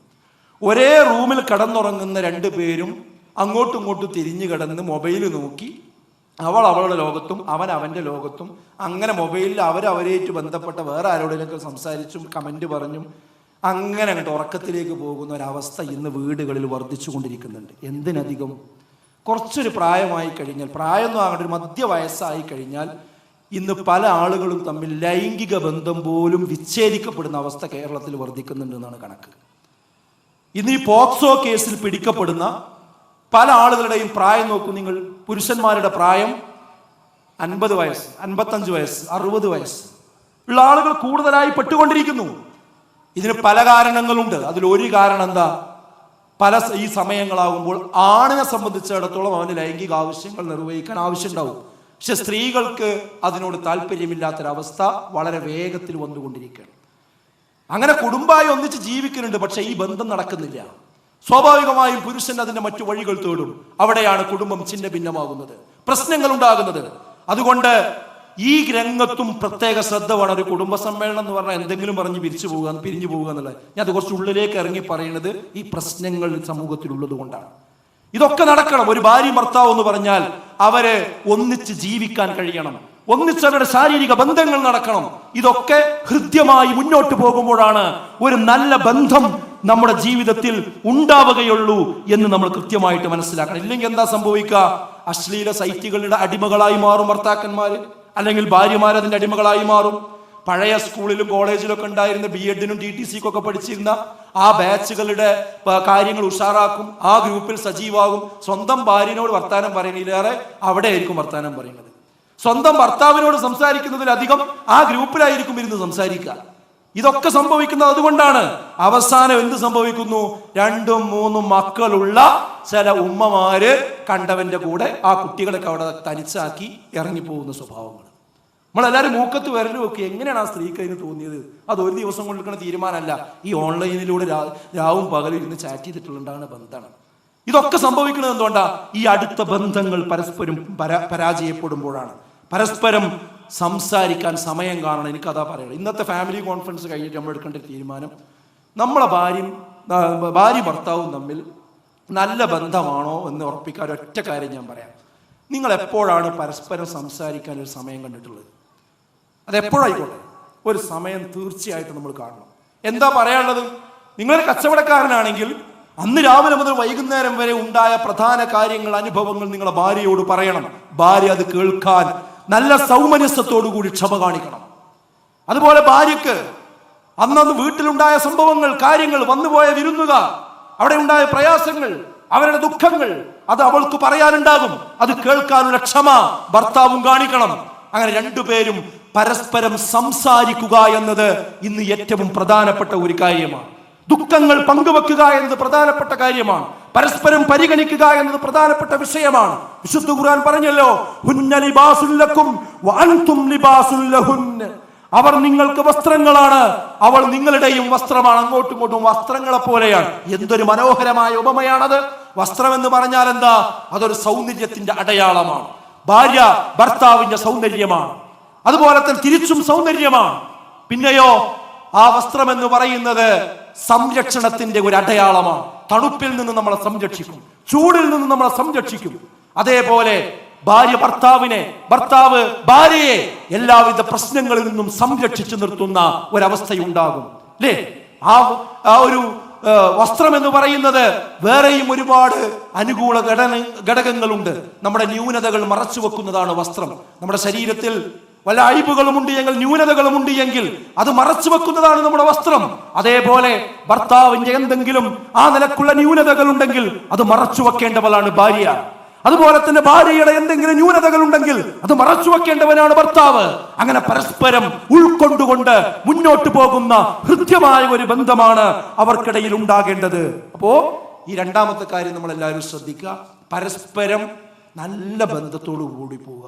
പച്ച മലയാളത്തിൽ പറഞ്ഞാൽ ഭാര്യമാരെ തല്ലുന്ന, തൊഴിക്കുന്ന ആളുകൾ ഒരു കാരണവശാലും വിശ്വാസിയായിട്ട് ഒരാൾ ഉണ്ടാകാൻ പാടില്ല. നാട്ടുകാരെ മുമ്പിലൊക്കെ ഭയങ്കര മാന്യൻ, പള്ളിയിൽ ഭയങ്കര മാന്യൻ, പൊതുരംഗത്ത് ഭയങ്കര മാന്യൻ, രാഷ്ട്രീയ രംഗത്ത് എല്ലാവരും അറിയപ്പെടുന്ന വ്യക്തി, എല്ലാവരോടും നല്ല സൗമ്യതയോടുകൂടി സംസാരിക്കും. പക്ഷെ സ്വന്തം വീട്ടിലേക്കാണ് കയറി ഉള്ളിലേക്കാണ് വന്നാൽ പിന്നെ സ്വഭാവം കണ്ട് മാറണ അപൂർവം ചില ആൾക്കാരുണ്ട്. പിന്നെ ഭാര്യയോടാണ് എല്ലാ കണക്കും തീർക്കുന്നത്. ഒന്ന് കോളിംഗ് ബെല്ലടിച്ച് വാതിൽ തുറക്കാനെങ്ങാനും ഒരു 2 മിനിറ്റ് വൈകിയാൽ അപ്പോഴേക്ക് സ്വഭാവം മാറും. എവിടെ പോയി കിടന്നിരുന്നു നീ എന്ന് ചോദിച്ചുകൊണ്ട് അവിടെ മർദ്ദിക്കുന്ന അവസ്ഥ, ചെറിയ കാര്യത്തിന് നോവിക്കുന്ന അവസ്ഥ, ഇത് ഇപ്പോഴും പല കുടുംബങ്ങളിലുമുണ്ട്. അത് തിരുത്തണം നമ്മൾ. ഖിയാറുക്കും ഖിയാറുക്കും ലിനിസായിഹിം. നിങ്ങളിൽ ഏറ്റവും ഉത്തമനാരാണ്? നിങ്ങളുടെ ഭാര്യമാരോട് മര്യാദക്ക് നിൽക്കുന്നവനാണ്, നല്ല രീതിയിൽ ജീവിക്കുന്നവനാണ് എന്നാണ് റസൂലുള്ളാഹി സ്വല്ലല്ലാഹു അലൈഹി വസല്ലം പറഞ്ഞത്. അതുപോലെ തന്നെ സ്ത്രീകൾ ശ്രദ്ധിക്കേണ്ട ഒരു കാര്യം, പുരുഷന്മാരെ അനുസരിക്കുക എന്നുള്ളത് ഒരു സ്ത്രീ ചെയ്യേണ്ട കാര്യം. ഇസ്ലാമിൽ വിലക്കപ്പെട്ട ഹറാമായ ഒരു കാര്യമാണ് നിങ്ങളോട് പറഞ്ഞതെങ്കിൽ അത് അനുസരിക്കണ്ട. ഹലാലായൊരു വിഷയമാണെങ്കിൽ അത് അനുസരിക്കണം. ഏതുവരെ റസൂലുള്ളാഹി പറഞ്ഞു? പാല് തിളക്കുന്ന സമയമാണെങ്കിൽ പോലും ഭർത്താവ് വിളിച്ചാൽ അവിടേക്ക് വിളി കൊടുക്കണമെന്നാണ്. ഈ ഒരു ഓർമ്മ നമ്മുടെ ഉമ്മമാർക്ക് ഉണ്ടാകണം, നമ്മുടെ സഹോദരിമാർക്ക് ഉണ്ടാകണം. അങ്ങോട്ടും ഇങ്ങോട്ടും പരസ്പരം ഉൾക്കൊണ്ടു പോകണം. ഈ കാര്യത്തിൽ നമ്മൾ പ്രത്യേക ശ്രദ്ധ വേണം. ഇതിൽ പ്രവാസികൾ പ്രത്യേകമായി ശ്രദ്ധിക്കണം എന്നാണ് എനിക്ക് പറയാനുള്ളത്. പ്രവാസികളുടെ ഭാര്യമാർ ഇന്ന് കാണുന്നൊരു പ്രശ്നം എന്താണെന്ന് വെച്ചാൽ, 20 വർഷം പ്രവാസ ജീവിതം നയിച്ച് അവസാനം കുറേ കാര്യങ്ങളൊക്കെ ചെയ്ത് ഇവിടെ അത്യാവശ്യം ജീവിക്കാനുള്ള വരുമാനമൊക്കെ ആയി, ഇനി ഞാൻ ഗൾഫൊക്കെ ഒന്ന് അവസാനിപ്പിച്ച് കുടുംബജീവിതമായിട്ട് മുന്നോട്ട് പോകുക എന്ന് പറഞ്ഞ് നാട്ടിലേക്ക് വന്നാൽ ആ സാധുവിനെ ഇവിടെ നിൽക്കാൻ അയക്കൂല. ആരാ നിൽക്കാൻ അയക്കാത്തത്? അയൽവാസിയല്ല, നാട്ടുകാരല്ല, സ്വന്തം ഭാര്യ. നമുക്കൊരു വിഷമം തോന്നരുത്. എല്ലാവരും അങ്ങനെയാണെന്നല്ല ഞാൻ പറയുന്നത്, ചില ഭാര്യമാർ അങ്ങനെയാണ്. കാരണം എന്താ പറയുക, ഈ 20 വർഷമായിട്ട് വീട്ടിലെ കാര്യമൊക്കെ കൈകാര്യം ചെയ്ത് ശീലിച്ചിട്ടുണ്ടാവും ആര്? ഭാര്യ. അവൾ മീൻ വാങ്ങാനും ഇറച്ചി വാങ്ങാനും കുട്ടികളെ പഠിപ്പിക്കാനും PTA മീറ്റിങ്ങിന് പോകാനും അതുപോലെ ഹോസ്പിറ്റലിൽ പോകാനും എല്ലാം തറായിട്ടുണ്ടാവും. അവരങ്ങനെ അവരുടെ കുട്ടികളുമായിട്ട് അങ്ങനെ നല്ല രീതിയിൽ പോവുകയിരിക്കും. കാശ് യഥേഷ്ടം അവിടുന്ന് അയച്ചും കിട്ടുന്നുണ്ട്, ഒരു പ്രശ്നമില്ലല്ലോ. അതിനിടക്കാണ് ഈ അദ്ദേഹം എന്ത് ചെയ്യുന്നത്? കയറി വരുന്നത്. അപ്പോൾ അദ്ദേഹം പിന്നെ തിരിച്ചു പോകണില്ല എന്നൊക്കെ പറഞ്ഞ് സിറ്റ് ഔട്ടിലേക്ക് ഇരിക്കും. പ്രത്യേകിച്ച് ജോലിയൊന്നും ഇല്ലല്ലോ.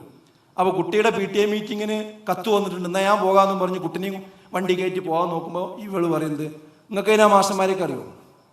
നിങ്ങൾക്ക് ആ മാഷന്മാരെ പരിചയമുണ്ടോ? അപ്പോൾ ഇയാളാരും ശരിയാണല്ലോ, എനിക്ക് മാഷന്മാരൊന്നും പരിചയമില്ലല്ലോ. എന്നപ്പം ഞാൻ തന്നെ പോയിക്കോളാം.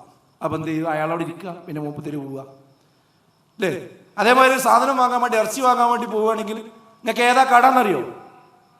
ഇങ്ങനെ ചോദിച്ചിട്ട് എന്ത് പറയും? അതും തന്നെ അവസാനം എന്തിനു വേണമെങ്കിലും പിന്നെ അവള് തന്നെ ഇറങ്ങി പുറപ്പെടുന്ന അവസാനം ഇയാൾക്ക് തോന്നും, ഞാൻ പിന്നെ എന്തിനാ? പിന്നെ ഇദ്ദേഹം ഇവരെന്നെ ചോദിക്കാൻ തുടങ്ങും, എന്താ മനുഷ്യൻ നിങ്ങൾ വെറുതെ ഇങ്ങനെ ഇരിക്കണേ? ഇവിടെ ഇരുന്നിട്ട് വെറുതെ നിങ്ങൾക്ക് ശരീരം നാശാവും. നിങ്ങൾക്ക് ഒന്നുകൂടി പോയി കൂടെ, ഒന്നുകൂടി പോയി കൂടെ. മറ്റേ ആൾ അങ്ങനെ പോയില്ലേ? പിന്നെ അല്ലെങ്കിൽ അങ്ങോട്ട് പറഞ്ഞേക്കാളൊരു ബാധ്യത അവിടെ ഉണ്ടാക്കി വെച്ചിട്ടുണ്ടാവും, ഉള്ള വീട് പൊളിച്ചിട്ടുണ്ടാവും, അല്ലെങ്കിൽ പുതിയൊരു ബഡ്ജറ്റ് ഉണ്ടാക്കിയിട്ടുണ്ടാവും. അങ്ങനെ അവസാനം ഈ സാധുവിനെ അവിടെ നിൽക്കാൻ അയക്കാതെ വീണ്ടും അങ്ങോട്ട് തന്നെ തിരിച്ചു പറഞ്ഞേക്കും. എന്നിട്ട് അവസാനം ഇയാൾ വന്നിട്ട് ഞാൻ ഒന്നുകൂടി പോയോക്കട്ടെ. അത് പോണത് ഇഷ്ടമുണ്ടായിട്ട് പോകുകയല്ല, ജീവിക്കാൻ കഴിയും. എന്തൊരു പ്രാകൃത സമീപനമാണ് നമ്മൾ ചെയ്യുന്നത്. 10-20 വർഷം അകന്ന് ജീവിച്ച് ഒരുപാട് പ്രയാസം സഹിച്ച് നമ്മുടെ മക്കൾക്ക് നമ്മുടെ കുട്ടികൾക്ക് എല്ലാ സൗകര്യവും ചെയ്തു തന്ന് അവസാനം ഒന്ന് ജീവിക്കാൻ വേണ്ടി ഇവിടെ വന്നു നോക്കുമ്പോൾ അതിനും സമ്മതിക്കാതൊക്കെയാണ് വലിയ പ്രശ്നമാണ്. അപ്പം അതുകൊണ്ട് നമ്മൾ ഭർത്താക്കന്മാരും നമ്മൾ ഒന്നിച്ച് ജീവിക്കാൻ പഠിക്കുക. ഇത് 2 പുഴയാണ്. ആ 2 പുഴ ഒന്നിച്ചിന് വരുമ്പോൾ അവിടെ ചെറിയ ചുഴി ഉണ്ടാവും. പക്ഷെ കുറച്ച് കഴിഞ്ഞാൽ നല്ല നിലക്കിട്ട് ഒഴുകും. ആ ഒഴുകുന്നത് വരെ നമ്മൾ കാത്തിരിക്കുക, ഒന്ന് ക്ഷമിക്കുക, എന്നിട്ട് ഒന്നിച്ച് ജീവിക്കുക. അത് നമ്മൾ ശ്രദ്ധിക്കേണ്ട ഒരു പ്രധാനപ്പെട്ട കാര്യമാണ്. മൂന്നാമത്തെ നമ്മൾ തിരുത്തേണ്ട ഒരു വിഷയം എന്താ അറിയോ? നേരത്തെ നമ്മുടെ ആശംസാ പ്രഭാഷകൻ ആ കാര്യം ഇവിടെ പറയണ്ടായി. നമ്മുടെ മാതാപിതാക്കളെ വിഷയം. ലക്ഷക്കണക്കിന് രൂപ ചെലവഴിച്ചുകൊണ്ടുള്ള വൃദ്ധസദനങ്ങൾ ഇന്ന് കേരളത്തിൽ കൂണുപോലെ പൊന്തിക്കൊണ്ടിരിക്കുന്നു എന്നാണ് പറയുന്നത്. ശരിയാണ്.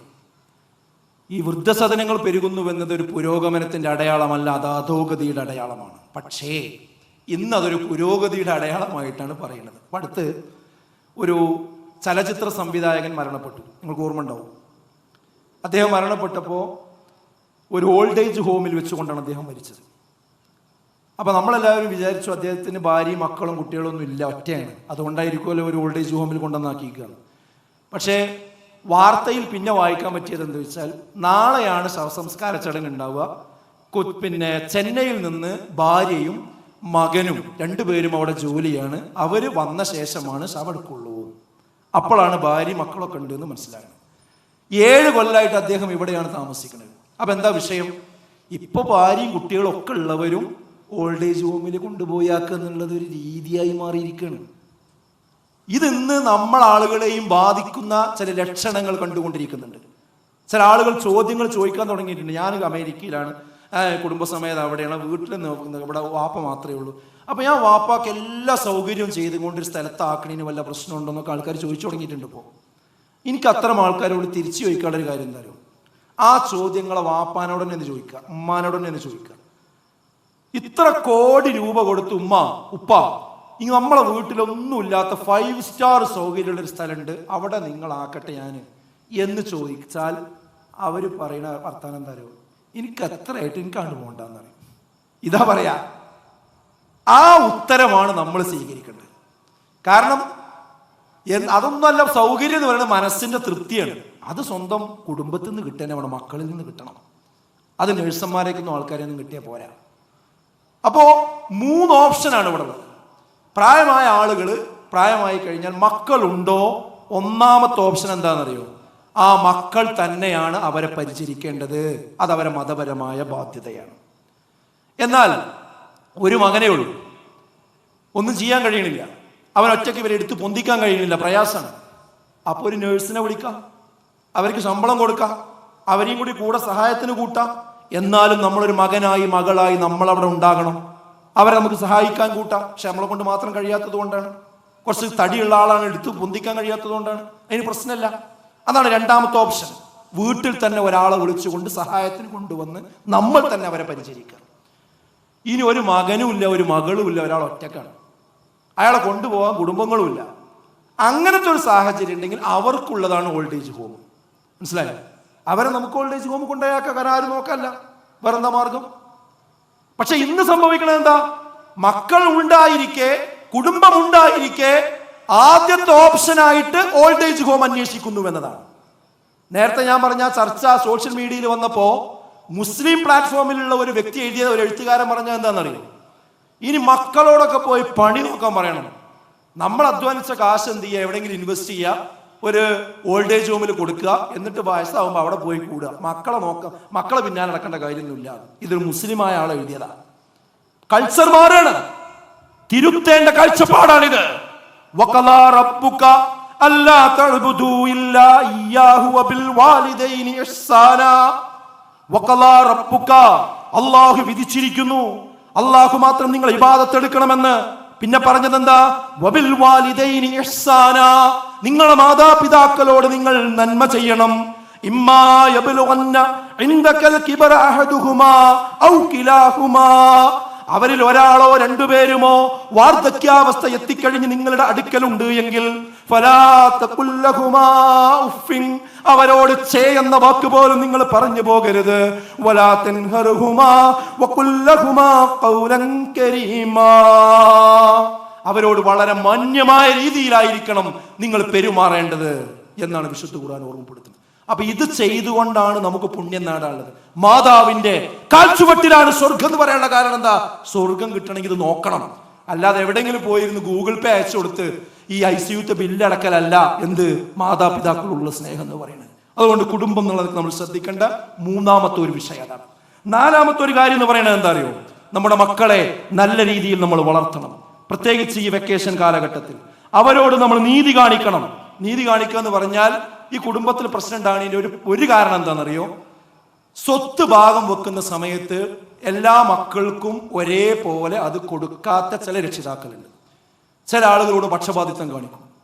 അതുകൊണ്ട് എന്ത് സംഭവിക്കും? ആ മകന് മനസ്സിൽ വിഷമുണ്ടാവും. എന്നോട് എൻ്റെ പിതാവ് അനീതി കാണിച്ചു എന്ന് പറയും. അത് നമ്മുടെ ബന്ധങ്ങളിൽ പ്രശ്നങ്ങൾ ഉണ്ടാക്കും. എന്നിട്ട് പറയാം അവൻ എന്തിനില്ല, വാപ്പാൻ അനുസരിക്കണില്ല എന്ന് പറയും. അങ്ങനത്തെ ഒരു ഗതികേടിലേക്ക് നമ്മുടെ മക്കളെ നമ്മൾ തള്ളിവിടാൻ പാടില്ല. അത് രക്ഷിതാക്കൾ ശ്രദ്ധിക്കേണ്ട കാര്യമാണ്. അതേപോലെ തന്നെ മക്കളുടെ ഡ്രസ്സിന്റെ കാര്യം. ഇന്ന് ആൺവേഷം കെട്ടുന്ന പെണ്ണും പെൺവേഷം കെട്ടുന്ന ആണും ഇന്ന് വർദ്ധിച്ചുകൊണ്ടിരിക്കുകയാണ്. ഇന്ന് ടെക്സ്റ്റൈൽസുകളിൽ പോയി കഴിഞ്ഞാൽ മുസ്ലിം കുട്ടികളുടെ ആകെ തിരയുന്ന വേഷം ഏതാ?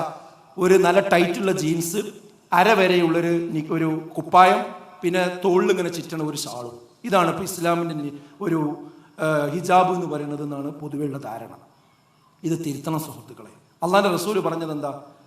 നിങ്ങൾ ഒരിക്കലും ആൺവേഷം കെട്ടരുത്, അതുപോലെ പെൺവേഷം കെട്ടരുത്. അവർ അള്ളാഹുവിന്റെ റസൂൽ ശപിച്ചിരിക്കുന്നു എന്നാണ്. ലഅന റസൂലുള്ളാഹി സ്വല്ലല്ലാഹു അലൈഹി വസല്ലം എന്നാ പറഞ്ഞത്. അള്ളാഹിന്റെ റസൂലിന് ശാപം കിട്ടിയാലും വേണ്ടില്ല, ഞാൻ അത് ഇട്ട് കൊടുക്കുള്ളൂ എന്ന് പറഞ്ഞാൽ എന്താ അവസ്ഥ?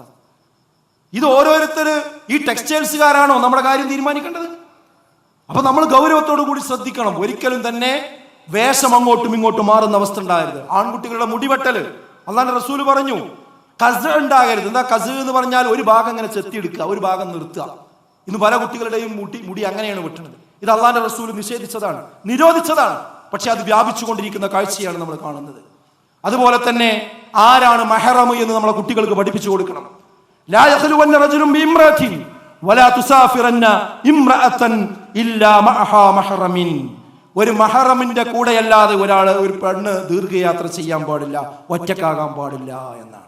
അപ്പൊ ആരൊക്കെ മഹറം എന്ന് പഠിപ്പിച്ചു കൊടുക്കണം? ഇന്ന് ഏളാപ്പാന്റെ കുട്ടിയാണ്, മൂത്താപ്പാന്റെ കുട്ടിയാണ്, അവരൊക്കെ കൂടെ പ്രായപൂർത്തിയായ ആളുകൾ, കുട്ടികൾ ബൈക്കിൽ യാത്ര ചെയ്യുന്നത് നമ്മൾ കാണും. അത് ആങ്ങളെയും പെങ്ങളും എന്നാ പറയാം. പക്ഷെ അവർക്ക് വിവാഹം കഴിച്ചൂടെ? എൻ്റെ മകന് എൻ്റെ അനുജന്റെ മകളെ കല്യാണം കഴിക്കുക ഇസ്ലാമിൽ. അതെന്തുകൊണ്ടാ? അതിന് അനുവാദമുണ്ട്. ആ വിവാഹം കഴിക്കാൻ കഴിയുന്ന ആളുകളാണ് എങ്കിൽ അവർ പ്രായപൂർത്തിയായ ആൾക്കാരാണെങ്കിൽ ഒറ്റയ്ക്ക് യാത്ര ചെയ്യാനും ഒരുമിച്ചിരിക്കാനും സ്പർശിക്കാനും പാടില്ല. പക്ഷെ അതൊന്നും ആർക്കും അറിയാം. ഇതൊക്കെ നമ്മൾ കാറ്റിൽ പറത്തിക്കൊണ്ടാ മുന്നോട്ട്. അതാണ് ഏറ്റവും കുടുംബങ്ങളിൽ പ്രശ്നം ഉണ്ടാകാനുള്ള കാരണം. അതുപോലെ തന്നെ മൊബൈൽ, അത് ശക്തമായി നിയന്ത്രിക്കേണ്ട സാഹചര്യം അതിരുവിട്ടിട്ടുണ്ട്. ലഹരിക്ക് സാധ്യതയുള്ള ഇടങ്ങളിൽ നിന്ന് നമ്മുടെ കുട്ടികളെ തടയണം. അതിൽ രാത്രി പരിപാടികൾ ശക്തമായി നിയന്ത്രിക്കണം. ആഘോഷത്വര നമ്മൾ നിയന്ത്രിക്കണം. ഇപ്പൊ ഒരു വലിയ സംഗതി, എൻ്റെ ഫ്രണ്ട്സിന്റെ വീട്ടിൽ പോവുകയാണ് എന്ന് പറഞ്ഞിട്ട് കുട്ടികളുണ്ട് ഇറങ്ങി പോവുക. രാവുമ്പോൾ 2, 3, 4 ദിവസം എവിടെ തന്നെ അറിയാതെ അലഞ്ഞു തിരിഞ്ഞ് നടക്കുന്ന അവസ്ഥ. അവിടങ്ങളിലാണ് പ്രശ്നങ്ങൾ ഉണ്ടാകുന്നത്, ലഹരിക്കടിമയാകുന്നത്. ഈ ടർഫുകളിലൊക്കെ രാത്രി 11 മണിക്ക് ശേഷം നടക്കുന്ന കളികൾ, ഒരേ പ്രായത്തിലുള്ള ആളുകൾ അവിടെ ഒരുമിച്ച് കൂടുകയാണ്. അവിടെ എല്ലാ ലഹരി റാക്കറ്റുകളും ഉണ്ടാകും. അവിടെ നിന്നാണ് എല്ലാ തിന്മകളും ആരംഭിക്കുന്നത്. അങ്ങനെയുള്ള സ്ഥലങ്ങളിലേക്ക് അസമയത്ത് കുട്ടികളെ വിടാൻ പാടില്ല. ഇതൊക്കെ രക്ഷിതാക്കൾ ശ്രദ്ധിക്കേണ്ട കാര്യമാണ്. ഇതൊക്കെ ശ്രദ്ധിച്ചിട്ടില്ലെങ്കിൽ വലിയ വില നമ്മൾ കൊടുക്കേണ്ടി വരും. അതെ, കുടുംബസമേതം ദീന് പഠിക്കുക എന്നതാണ് ഇതിന് ശരിയായ പരിഹാരം. നമ്മുടെ ചെറിയ കുട്ടികളെ മദ്രസയിൽ വിടണം. മദ്രസയിൽ പോകാത്തൊരു കുട്ടി നമുക്ക് ഉണ്ടാകാൻ പാടില്ല. വിസ്ഡം ഇസ്ലാമിക് ഓർഗനൈസേഷന്റെ മുഴുവൻ ശാഖകളോട് ഞാൻ പറയുന്നു, ഒരു ശാഖയിൽ പോലും മദ്രസ ഇല്ലാതിരിക്കാൻ പാടില്ല. ആ മദ്രസയിൽ നമ്മുടെ കുട്ടികൾ പഠിക്കുന്നുണ്ട് എന്ന് നമ്മൾ ഉറപ്പുവരുത്തുകയും ചെയ്യേണ്ടതുണ്ട് എന്നാണ് എനിക്ക് സൂചിപ്പിക്കാനുള്ളത്. ഇപ്പൊ വീടുകളിലൊക്കെ ഒരു വകുപ്പ് വിഭജനം. എന്താ വകുപ്പ് വിഭജനം? ഒരു DJ പാർട്ടി ഉണ്ട് എന്ന് പറഞ്ഞുകൊണ്ട് ഒരു നോട്ടീസ് വെച്ചിട്ട് ഒരാൾ വരികയാണെങ്കിൽ ഉമ്മയെ മുറ്റത്തുനിന്ന് കണ്ട ഉമ്മ പറയും, മോനെ നീട്ടി വിളിക്കും, ബഷീറേ അനക്കൊരു നോട്ടീസ് ഉണ്ട് എന്ന് പറയും. അല്ലേ? അത് അവനുള്ള നോട്ടീസാണ്. ഒരു വയലിന്റെ ഒരു പ്രഭാഷണത്തിന്റെ നോട്ടീസ് വെച്ചൊരു ടീം വന്നാലോ ഈ ബഷീർ വിളിച്ചിട്ട് പറയും ഉമ്മ നിങ്ങൾക്കൊരു കത്തുണ്ട് എന്ന് പറയും. അത് ഉമ്മാക്കുള്ളതാണ്. അപ്പോൾ വയലും പ്രസംഗവും കുത്തുബിയും പരിപാടിയൊക്കെ ഉമ്മാക്കും വാപ്പാക്കും ഉള്ളതാണ്. ഈ DJ പാർട്ടിയും അങ്ങനെയുള്ള അനിസ്ലാമിക കാര്യങ്ങളൊക്കെ അതൊക്കെ മക്കൾക്ക് അത് അങ്ങോട്ടും ഇങ്ങോട്ടും പരസ്പരം അനുവദിച്ചു കൊടുക്കുക. അങ്ങനെ ഒരു ബൊഫേ സംസ്കാരമാണ് ഇന്ന് നമ്മുടെ പിന്നെ സംസ്കാരത്തിലുള്ളത്. ദീന് വേണ്ടവന് ദീനെടുക്കാം, വേറെ വേണ്ടവന് വേറെ എടുക്കാം. അങ്ങനെയുള്ള ഒരു രീതി ഒരു മുസ്ലിം വീട്ടിൽ ഒരിക്കലും ഉണ്ടാകാൻ പാടില്ല. കുടുംബം എന്ന അണക്കെട്ട് പുറത്തു നിന്ന് ലിബറൽ വാദികളും അകത്തു നിന്ന് സമുദായവും തുരക്കുന്ന ഒരു അവസ്ഥ, അതിന് ഓട്ടയുണ്ടാക്കുന്ന ഒരു അവസ്ഥ ഇന്നുണ്ട്. അതിൽ നമ്മൾ ഒരിക്കലും കക്ഷികളാകരുത്. പുറത്തുനിന്ന് എന്താ പറയുന്നത്? ഇസ്ലാം ഒന്ന് പരിഷ്കരിക്കണം. എല്ലാ മതവും എല്ലാ സംസ്കാരവും ഈ പുരോഗമനത്തിനനുസരിച്ച് പരിഷ്കരിക്കുന്നുണ്ട്. ഇസ്ലാമിന് ഒരു പരിഷ്കരണവും അല്ല എന്ന് പറഞ്ഞ് ഇസ്ലാം പരിഷ്കരിക്കാൻ വേണ്ടി എല്ലാവരും പാടെ ഇറങ്ങി പുറപ്പെട്ടിരിക്കുക. കൂട്ടത്തിൽ ഞാൻ പറയട്ടെ, ഇതുമായി ബന്ധപ്പെട്ടുകൊണ്ടൊരു പ്രധാനപ്പെട്ട പ്രോഗ്രാം ഇൻഷാ അല്ലാഹ് അടുത്ത 19-ാം തീയതി ചങ്ങരംകുളത്ത് വെച്ച് ഡയലോഗ് എന്ന പേരിൽ നമ്മുടെ വിസ്ഡം യൂത്ത് സംഘടിപ്പിക്കുന്നുണ്ട്. ഇസ്ലാം പരിഷ്കരിക്കപ്പെടേണ്ടതുണ്ടോ? എന്താണ് ആ വിഷയത്തോട് ഇസ്ലാമിന് പറയാനുള്ളത്? അത് കൃത്യമായ ചില പ്രബന്ധങ്ങളിലൂടെ ആ ഡയലോഗിന്റെ തനിമ നിലനിർത്തിക്കൊണ്ട് അവിടെ അവതരിപ്പിക്കുകയാണ്. നിങ്ങളെല്ലാവരും കഴിയുന്ന ആളുകൾ അവിടെ നേരിട്ടെത്തിയും അല്ലാത്തവർ അത് ആ സമയത്ത് ലൈവായി ഓൺലൈനിലും കേൾക്കണം, പഠിക്കണം എന്നാണ് എനിക്ക് ഓർമ്മപ്പെടുത്താനുള്ളത്. കാരണം ഇസ്ലാം എന്ന് പറയുന്നത് ഇസ്ലാം, ഇത് രാവും പകലും അറിയുന്ന, ദൃശ്യവും അദൃശ്യവും അറിയുന്ന, വരാനിരിക്കുന്നതെല്ലാം അറിയുന്ന അള്ളാഹുവിന്റെ മതമാണ്. ആ അള്ളാഹ്ക്ക് ഇനി ഈ ലോകം എത്ര പുരോഗമിച്ചാലും ഇവിടെ എന്തൊക്കെയാണ് സംഭവിക്കുക അള്ളാഹ്ക്ക് അറിയാം. അതിനുള്ള എല്ലാ നിയമവും ഖുർആനിലുണ്ട്. അതാരും പരിഷ്കരിക്കാൻ ആർക്കും തന്നെ അതിന് കഴിയില്ല. നമ്മൾ അള്ളാഹനെ വെല്ലുവിളിക്കുന്നതിന് തുല്യമാണത് എന്ന് നമ്മൾ കൃത്യമായിട്ട് മനസ്സിലാക്കേണ്ടതുണ്ട്. അപ്പോൾ ഒരു ഭാഗത്തുനിന്ന് ഇസ്ലാമിനെ പരിഷ്കരിക്കാൻ ശ്രമിക്കുക, അകത്തുനിന്ന് ചെയ്യുന്നത് എന്താ?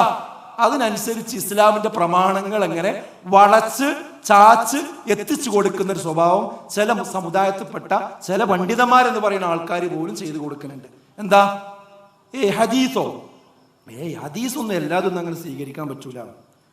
അതേപോലെ തന്നെ സ്വഹീഹ് ബുഖാരിയിലെ മുഴുവൻ ഹദീസൊന്നും സഹീഹല്ല. പുതിയ ഒരു ചില ചിന്താഗതികളാണ് ഇപ്പോൾ വരുന്നത്. ആശയക്കുഴപ്പമുണ്ടാക്കി കൊടുക്കുന്ന ആൾക്കാർക്ക്. അതുപോലെ തന്നെ ഹദീസ് എന്ന് പറഞ്ഞാൽ ബുദ്ധിക്ക് ഉൾക്കൊള്ളാൻ പറ്റാത്ത ചില ഹദീസുകളൊക്കെ ഉണ്ട്. ചില പുതിയ ചിന്താഗതികൾ ഉണ്ടാക്കുന്നത്. എന്തൊരു അപകടകരമായ വർത്തമാനമാണ് ഈ പറയുന്നത്. നമ്മുടെ ഓരോരുത്തരും ബുദ്ധിക്കനുസരിച്ച് മതം സ്വീകരിക്കാന്നാണ് പറഞ്ഞാൽ എന്തായിരിക്കും നമ്മുടെ നാട്ടിലെ അവസ്ഥ? ഒരു കൃഷിക്കാരന്റെ ബുദ്ധിയാണോ ഒരു എഞ്ചിനീയർക്കുള്ളത്? എഞ്ചിനീയറുടെ ബുദ്ധിയാണോ ഒരു ഡോക്ടർക്കുള്ളത്? ഒരു ഡോക്ടറുടെ ബുദ്ധിയാണോ ഒരു രാഷ്ട്രീയക്കാരനുള്ളത്? അല്ല.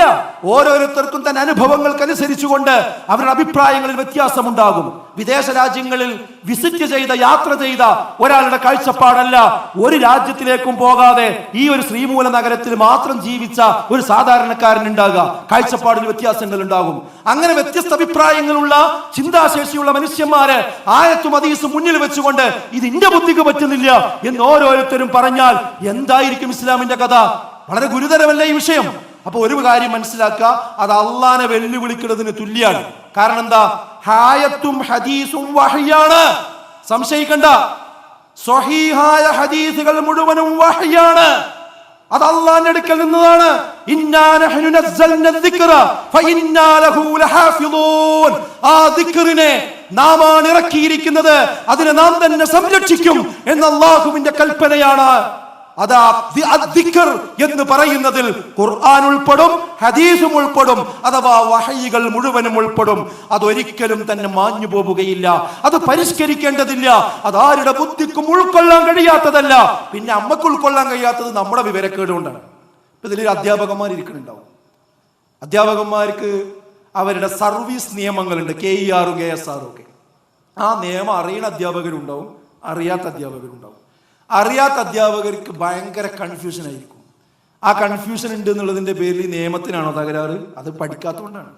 അതേപോലെ ഇസ്ലാമിൽ നമുക്ക് കൺഫ്യൂഷൻ തോന്നുന്നത് എന്തുകൊണ്ടാ? ഹദീസിൽ നമുക്ക് കൺഫ്യൂഷൻ തോന്നുന്നത് എന്തുകൊണ്ടാ? നമ്മളെ വിവരക്കുറവുകൊണ്ടാണ്.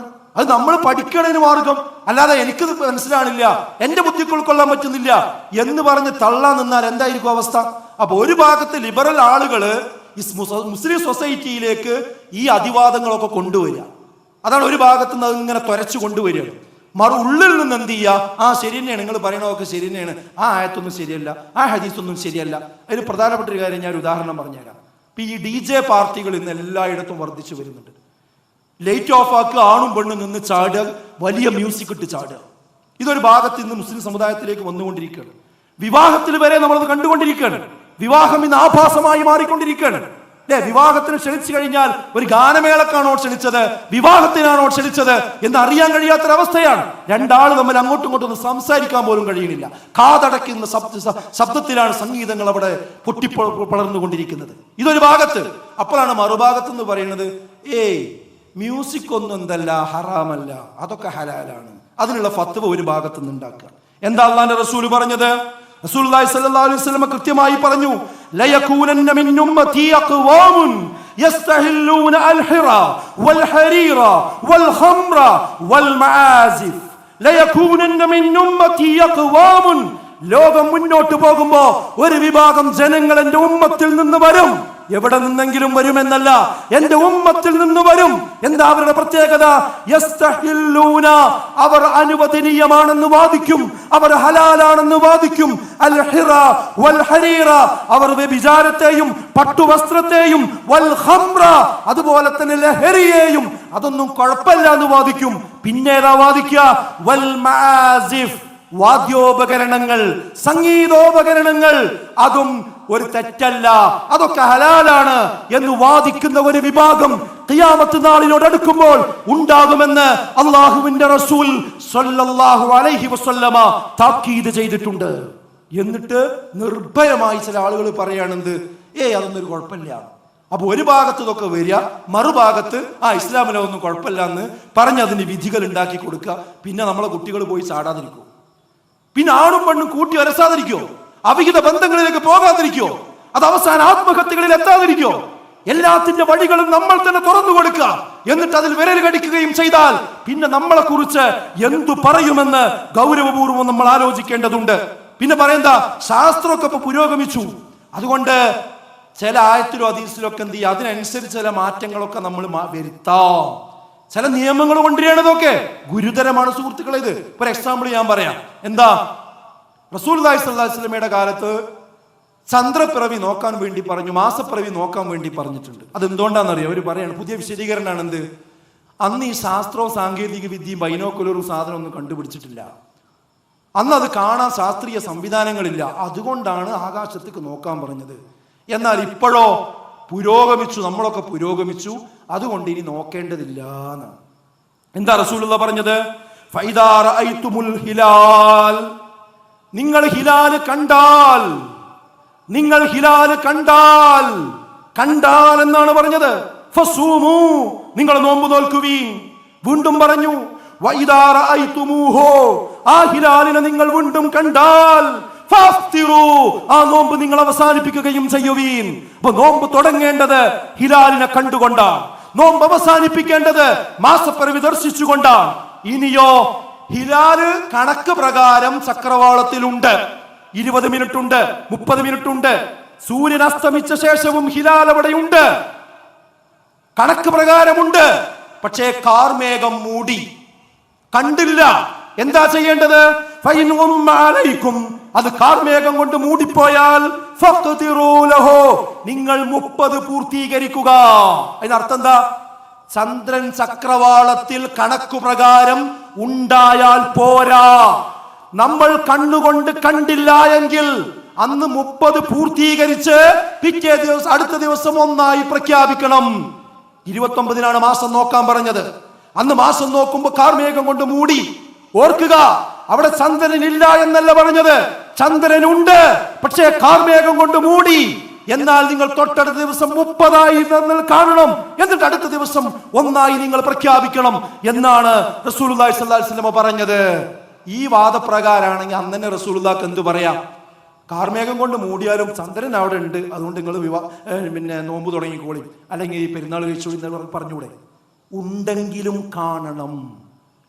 എന്നിട്ട് ഇപ്പൊ പറയണെന്ത്? ശാസ്ത്രം പുരോഗമിച്ചു, ഇതിപ്പോ ഒരു നവോത്ഥാനാണ്, നമ്മൾ സ്ത്രീകളെ പഠിപ്പിച്ചു, ഇവിടെ പിന്നെ അവർക്ക് ആതുര ശുശ്രൂഷ പഠിപ്പിച്ചു കൊടുത്തു. അങ്ങനെ ഒരുപാട് മാറ്റങ്ങൾ മുജാഹിദ് പ്രസ്ഥാനം ഇവിടെ ഉണ്ടാക്കി. അതേപോലെ ഇനി ഒരു പുതിയ നവോത്ഥാനം കൊണ്ടുവരികയാണ്. എന്ത്?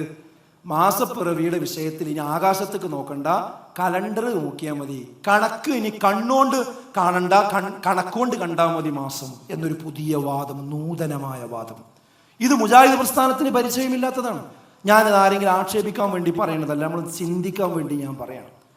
എന്നിട്ട് ഇത് എന്തിനു വേണ്ടിയാണ് പറയുന്നത്? ഐക്യപ്പെടുത്താൻ വേണ്ടിയാണ്. പെരുന്നാൾ നോമ്പൊക്കെ ഐക്യപ്പെടുത്താനാണ്. പക്ഷെ സംഭവിക്കണത് എന്താ? ഒരേ സംഘടനയിൽപ്പെട്ട ആളുകൾ തന്നെ 2-3 ദിവസം വ്യത്യസ്തമായി നോമ്പും പെരുന്നാളും കഴിക്കുന്ന അവസ്ഥയ്ക്കാണ് വരുന്നത്. സംഭവിക്കുന്നത് അനൈക്യമാണ്. ഓരോ പ്രാവശ്യവും ഇനി വലിയ പെരുന്നാളാണ് വരുന്നത്, അന്ന് നമുക്ക് കേരളത്തിൽ കാണാം. ഇതിപ്പോ തുടങ്ങിയൊരു പരിപാടിയാണ്. എവിടേക്കാണ് നമ്മളിത് കൊണ്ടുപോകുന്നത്? ഇനി ലോകത്തെങ്ങനെങ്കിലും ഉണ്ടോ അഹ്ലുസുന്നത്ത് വൽ ജമാഅത്തിന്റെ ഏതെങ്കിലും ഒരു പണ്ഡിതന്മാർ, അറിയപ്പെടുന്ന ആധികാരികമായ സംഘടനകൾ പറഞ്ഞിട്ടുണ്ടോ ഇനി 6 മാസം കാണേണ്ടതില്ല? ഇല്ല സഹോദരങ്ങൾ. അപ്പോ മാസം കാണുക എന്നുള്ളത്, പിന്നെ ചില ആളുകൾ പറയുന്നത് എന്താ വെച്ചാൽ 3 പ്രാവശ്യം കണ്ടാൽ മതി, 3 സന്ദർഭങ്ങളിൽ. ഒന്നെന്താ? ഏത് സമയത്താ? നോമ്പിന്റെ റമദാൻ തുടങ്ങുന്ന സമയത്ത്, പിന്നെ റമദാൻ അവസാനിക്കുന്ന ചെറുപെരുന്നാളിന്റെ സമയത്ത്, പിന്നെ വലിയ പെരുന്നാളിന്റെ സമയത്തും. ആ സമയത്തെ നോക്കേണ്ടതുള്ളൂ എന്ന് പറയുന്നുണ്ട്. പോരാ, 12 മാസവും നോക്കുക. അതാണ് അഹ്ലുസുന്നത്തിന്റെ രീതി. അതാണ് വിസ്ഡം ഇസ്ലാമിക് ഓർഗനൈസേഷൻ ചെയ്തുകൊണ്ടിരിക്കുന്നത്. എല്ലാ 29-ാം തീയതി നോക്കാൻ വേണ്ടി പറയും. കണ്ടാൽ പിറ്റേ ദിവസം 1, കണ്ടില്ലെങ്കിൽ അത് 30 പൂർത്തീകരിച്ച് 1 ആക്കും. ഇത് ഇന്ന് നാട്ടിൽ നമുക്ക് വളരെ ഈസിയായി ചെയ്യാവുന്നതാണ്. ഇവിടെ യാഥാസ്ഥിക വിഭാഗത്തിനുണ്ടായിരുന്ന പ്രശ്നം എന്താ? അവർ കാണാൻ സാധ്യത ഇല്ലാത്ത ദിവസവും അവർ കണ്ടു എന്ന് പറയുന്ന ഒരു സാഹചര്യം ഉണ്ടായിരുന്നു. അതുകൊണ്ടാണ് അവരോട് നമ്മൾ തെറ്റി നിന്നത്. അതുകൊണ്ടാണ് ഹിലാൽ കമ്മിറ്റി അവരുടെ തീരുമാനത്തിന് നിന്ന് കൊടുക്കാതിരുന്നത്. എന്നാൽ അൽഹംദുലില്ലാഹ് ഇപ്പൊ കുറെ കാലമായി നമ്മുടെ നയത്തിലേക്ക് അവർ വന്നു. അവരിപ്പോ കാണാത്ത ദിവസം കണ്ടു എന്ന് പറയുന്ന അവസ്ഥ ഇപ്പൊ കാണുന്നില്ല. അപ്പൊ പിന്നെ എല്ലാ മാസവും നോക്കുക എന്നുള്ളത് അവരും നമ്മളും എല്ലാവരും നോക്കിക്കഴിഞ്ഞാൽ കേരളത്തിൽ ഐക്യത്തോടുകൂടി മുന്നോട്ട് പോകാൻ പറ്റുന്ന നല്ലൊരു അന്തരീക്ഷമാണ് ഇപ്പോ. അപ്പോഴാണ് പുതിയ ഗവേഷണം കൊണ്ടുവന്ന് ഈ ഹദീസുകളെ ഈ രീതിയിൽ വ്യാഖ്യാനിച്ചുകൊണ്ട് പുതിയ ചില വാദങ്ങളുമായി വന്ന് ഒരേ സംഘടനയുള്ളവർ പോലും ഒന്നിച്ചു നിൽക്കാൻ കഴിയാത്ത പുതിയ ചിന്തകൾ കൊണ്ടുവരുന്നത്. ഇതൊരു ഉദാഹരണം മാത്രം ഞാൻ സൂചിപ്പിച്ചതാണ്. അതുകൊണ്ട് ആശയക്കുഴപ്പങ്ങളിൽ നിന്ന് നമ്മൾ രക്ഷപ്പെടണം. ആശയക്കുഴപ്പത്തിൽ നിന്ന് രക്ഷപ്പെടാനുള്ള മാർഗം എന്താ? ആ ഇസ്ലാമിക പ്രമാണങ്ങളെ നമ്മളെ ബുദ്ധി കൊണ്ടല്ല മനസ്സിലാക്കേണ്ടത്, അത് മുൻഗാമികൾ എങ്ങനെ മനസ്സിലാക്കിയോ അതുപോലെയാണ് നമ്മൾ മനസ്സിലാക്കേണ്ടത്. അള്ളാന്റെ റസൂല് പറഞ്ഞു 73 വിഭാഗമായി പിരിഞ്ഞു പോയിട്ടുണ്ട്. മുൻഗാമികൾ 72 വിഭാഗമായി. ഇനി എന്റെ സമുദായം 73 ആകുന്നതാണ്. അതിലൊരു വിഭാഗം മാത്രമേ സ്വർഗത്തിന്റെ കക്ഷിയുള്ളൂ. അവരാരാണെന്നാ പറഞ്ഞത്? അവരാരാണ്? മൻ കാന അലാ മിസ്ലി മാ അന അലൈഹി വഅസ്ഹാബി. ഞാനും എന്റെ സഹാബത്തും ഏതൊരു മാർഗത്തിൽ നിന്നോ ആ മാർഗത്തിൽ നിലകൊള്ളുന്നവരാണ് യഥാർത്ഥത്തിൽ സത്യത്തിന്റെ കക്ഷി എന്നാണ് ഇവിടെ പ്രധാനമായിട്ട് സൂചിപ്പിച്ചിരിക്കുന്ന പ്രധാനപ്പെട്ട ഒരു വിഷയം. അപ്പൊ ആ കാര്യം നമ്മൾ എന്ത് ചെയ്യണം?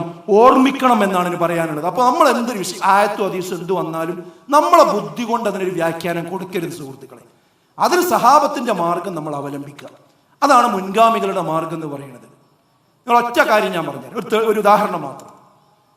ആയത്തോതി വബിൽആഖിറതി ഹും യൂഖിനൂൻ, സൂറത്ത് ബഖറയിൽ ആമുഖത്തിലുള്ള ഒരു ആയത്താണത്. എന്താ അർത്ഥം? അവർ പരലോകത്തിൽ ദൃഢമായി വിശ്വസിക്കുന്നവരാണ്. പരലോകം എന്നുള്ളതിന് എന്താ അവിടെ അർത്ഥം? വാക്കെന്താ? ആഖിറത്ത് എന്നാണ്. എന്നാൽ ഭാഷാപരമായി ആഖിർ എന്ന് പറഞ്ഞാൽ അവസാനത്തേത് എന്നുകൂടി അറബിയിൽ അർത്ഥമുണ്ട്. അപ്പൊ ഇവിടെ ഇനി ഒരു പ്രവാചകൻ കൂടി വരാനുണ്ട് എന്ന് പറയുന്ന കാദിയാനികൾ അതിന് തെളിവായിട്ട് ഉപയോഗിക്കുന്ന ഒരു ആയത്താണിത്. എന്ത്? അവസാനത്തെ ഒരു പ്രവാചകൻ ഇനിയും വരാനുണ്ട്, ആ പ്രവാചകനിൽ ഞങ്ങൾ ദൃഢമായി വിശ്വസിക്കുന്നു എന്നാണ് ഈ ആയത്തിന്റെ അർത്ഥം. അതിന് തെളിവെന്താ? ആഖിർ എന്ന് പറഞ്ഞാൽ അവസാനത്തേത് എന്നർത്ഥമുണ്ട്. ഇതാണ് ബുദ്ധി കൊണ്ട് ദുർവ്യാഖ്യാനം ചെയ്യുക എന്ന് പറഞ്ഞാൽ. ആയത്തിന് ഒരു വാക്കിന് വ്യത്യസ്ത അർത്ഥങ്ങൾ ഉണ്ടാവും. പക്ഷേ ഈ ആയത്തോണ്ട് അള്ളാന്റെ റസൂൽ പഠിപ്പിച്ചത് എന്താ? ആഖിർ എന്ന് പറഞ്ഞാൽ പരലോകം എന്നാണ്. പ്രവാചകൻ പറഞ്ഞാൽ ഞാനാണ് അന്ത്യപ്രവാചകൻ, ഇനി ഖിയാമത്ത് നാൾ വരാനുള്ളത് എന്നാണ്. അപ്പൊ ഈ ആയത്തിന്റെ അർത്ഥം ഒരു പ്രവാചകൻ വരാണ്ട് എന്നല്ല. അതാണ് ഈ ആയത്തിനെ പ്രവാചകൻ എങ്ങനെ പഠിപ്പിച്ചോ, സ്വഹാബത്ത് എങ്ങനെ കാണിച്ചു തന്നോ, ഈ മാർഗം നമ്മൾ സ്വീകരിച്ചാൽ മതി. അത് പൗരാണികരായ നമ്മുടെ മുഫസ്സിരീങ്ങൾ കൃത്യമായി രേഖപ്പെടുത്തിയിട്ടുണ്ട്. അപ്പോ ആ നല്ല തലമുറയിലേക്ക് നമ്മൾ മടക്കുക. ഖൈറുന്നാസി ഖർനി ഹുമ്മല്ലദീന യലൂനഹും ഹുമ്മല്ലദീന യലൂനഹും. ഏറ്റവും ഉത്തമമായ തലമുറ എന്റെ തലമുറ, അത് സ്വഹാബത്താണ്. പിന്നെ താബീയങ്ങളാണ്, പിന്നെ തബഉ താബീയങ്ങളാണ്. ആ 300 വർഷത്തെ ഉത്തമ തലമുറ അവർ ചെയ്ത പോലെയാണ് നമ്മൾ എന്ത് ചെയ്യേണ്ടത്? ആയത്തിനെയും ഹദീസിനെയും വ്യാഖ്യാനിക്കേണ്ടത്. ആ മുൻഗാമികൾ എന്നുള്ളതിന് എന്താ അറബി പറയാ? എന്താ പറയാ? സലഫുകൾ എന്നാണ് പറയാ. സലഫുകൾ. ആ സലഫുകളുടെ വഴി സ്വീകരിക്കുന്നത് കൊണ്ടാണ് നമ്മൾ സലഫി പ്രസ്ഥാനം എന്ന പേരിൽ അറിയപ്പെടുന്നത്. അതുകൊണ്ടാണ് നമ്മുടെ പള്ളികൾക്ക് സലഫി മസ്ജിദ് എന്ന പേര് വരാനുള്ള കാരണം. നമ്മുടെ മദ്രസകൾക്ക് സലഫി മദ്രസ, സലഫി സെന്ററുകൾ എന്നൊക്കെ പേര് വരാനുള്ള കാരണം ആ മുൻഗാമികളുടെ മാർഗത്തിൽ അടിയുറച്ചു നിന്നുകൊണ്ട് നാം ആയത്തിനെയും ഹദീസിനെയും വ്യാഖ്യാനിക്കുന്നത് കൊണ്ടാണ്. എന്നാൽ അതിനാണ് എന്ത്, ആ മാർഗത്തിന്, മാർഗം എന്നുള്ളതിന് അറബി പറയുന്ന വാക്കെന്താ, മൻഹജ് എന്നാണ് പറയാ. അപ്പൊ മുൻഗാമികളുടെ മാർഗം എന്നുള്ളതിന് എന്താ പറയാ, മൻഹജുസ് സലഫ് എന്ന് പറയും. ആ മൻഹജുസ് സലഫ് ഒരു പ്രമാണമല്ല, അതൊരു മദ്ഹബല്ല, അത് പ്രമാണം സ്വീകരിക്കുവാനുള്ള ഒരു മെത്തഡോളജിയാണ്, ഒരു മാർഗം മാത്രമാണ്. അത് ഉപയോഗിച്ചുകൊണ്ടായിരിക്കണം ആയത്തും ഹദീസും മനസ്സിലാക്കുന്നത്. പഴക്കൂല. ഇത് കൈവിട്ടതാണ് മതരാഷ്ട്രവാദം വരാനുള്ള കാരണം. ഇത് കൈവിട്ടതാണ് ശിർക്ക് വരാനുള്ള കാരണം. ഇത് കൈവിട്ടതാണ് ബിദ്അത്തുകൾ വരാനുള്ള കാരണം. ഈ മൻഹജിന്റെ മാർഗത്തിൽ നിന്ന് വ്യതിചലിച്ചതാണ് യമനിലേക്കും മറ്റു സ്ഥലങ്ങളിലേക്കും ആളുകൾ ഇന്ത്യയിൽ ജീവിക്കാൻ കഴിയില്ല എന്ന് പറഞ്ഞ് ഹിജ്റ പോകാനുണ്ടായ കാരണം ശരിയായ മൻഹജ് മനസ്സിലാക്കാതെ അതിൽ അതിവാദവുമായി പോയ ആളുകളാണ്. നമ്മൾ വസത്തിയായ മാർഗത്തിലാണ് നിലയുറപ്പിക്കേണ്ടത്. നമുക്ക് അഖ്ലാനിയത്ത് ഒഴിവാക്കണം, അതിവാദം ഒഴിവാക്കണം. നമ്മൾ ജീർണാവസ്ഥയിൽ നിന്ന് രക്ഷപ്പെടണം, നമ്മൾ അതിവാദത്തിൽ നിന്ന് രക്ഷപ്പെടണം. വസത്തിയായ മാർഗത്തിൽ നമ്മൾ നിലകൊള്ളണം. വസത്തിയായ മാർഗം എന്ന് പറഞ്ഞാൽ ഖുർആനും ഹദീസും വരച്ചു കാണിക്കുന്ന ശരിയായ മാർഗം. ഇതാണ് മുജാഹിദുകളുടെ മാർഗം, ഇതാണ് അഹ്ലുസ് സുന്നയുടെ മാർഗം. ഈ മാർഗം നമ്മൾ വിട്ടാൽ സഹോദരങ്ങളെ, അടുത്ത ഭാവിയിൽ നമ്മുടെ മെമ്പറുകളിൽ ആയത്തുകളും ഹദീസുകളും ധിക്കരിക്കുന്ന പ്രസംഗങ്ങൾ വരും, അതിനെ ചോദ്യം ചെയ്യുന്ന പ്രഭാഷണങ്ങൾ വരും. ഇപ്പൊ തന്നെ വന്നു തുടങ്ങി. സൂമൂ ലിറുയതിഹി വഅഫ്തിറൂ ലിറുയതിഹി എന്ന ഹദീസിന് പുതിയ വ്യാഖ്യാനങ്ങൾ വന്നു. ഒരുപാട് ഹദീസുകളിൽ പറഞ്ഞ സംസം വെള്ളത്തിന്റെ പോരിശയെ പറ്റി അംഗീകരിക്കാത്ത അവസ്ഥ നിലവിലുണ്ട്. അതുപോലെ തന്നെ ഹജറുൽ അസ്വദ് എന്ന് പറയുന്നത് ഒരു സാധാരണ കല്ലാണെന്ന് പറയുന്ന അവസ്ഥയുണ്ട്. ഇതൊക്കെ മുജാഹിദുകൾക്കിടയിൽ നിന്ന് തന്നെ ഉണ്ടാകുന്നു എന്ന് പറയുമ്പോ നമ്മൾ ഭയപ്പെടണ്ടേ സഹോദരങ്ങളെ? അപ്പോ ഈ ഗുരുതരാവസ്ഥ മനസ്സിലാക്കി നമ്മൾ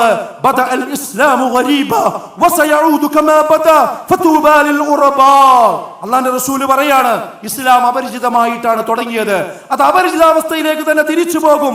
ആരാണ് അപരിചിതരെന്ന് ചോദിക്കപ്പെട്ടു. അപ്പൊ പറഞ്ഞത് എന്താ, അല്ലദീന യുസ്ലിഹൂന മാ അഫ്സദന്നാസു മിൻ ബഅദി മിൻ സുന്നത്തി.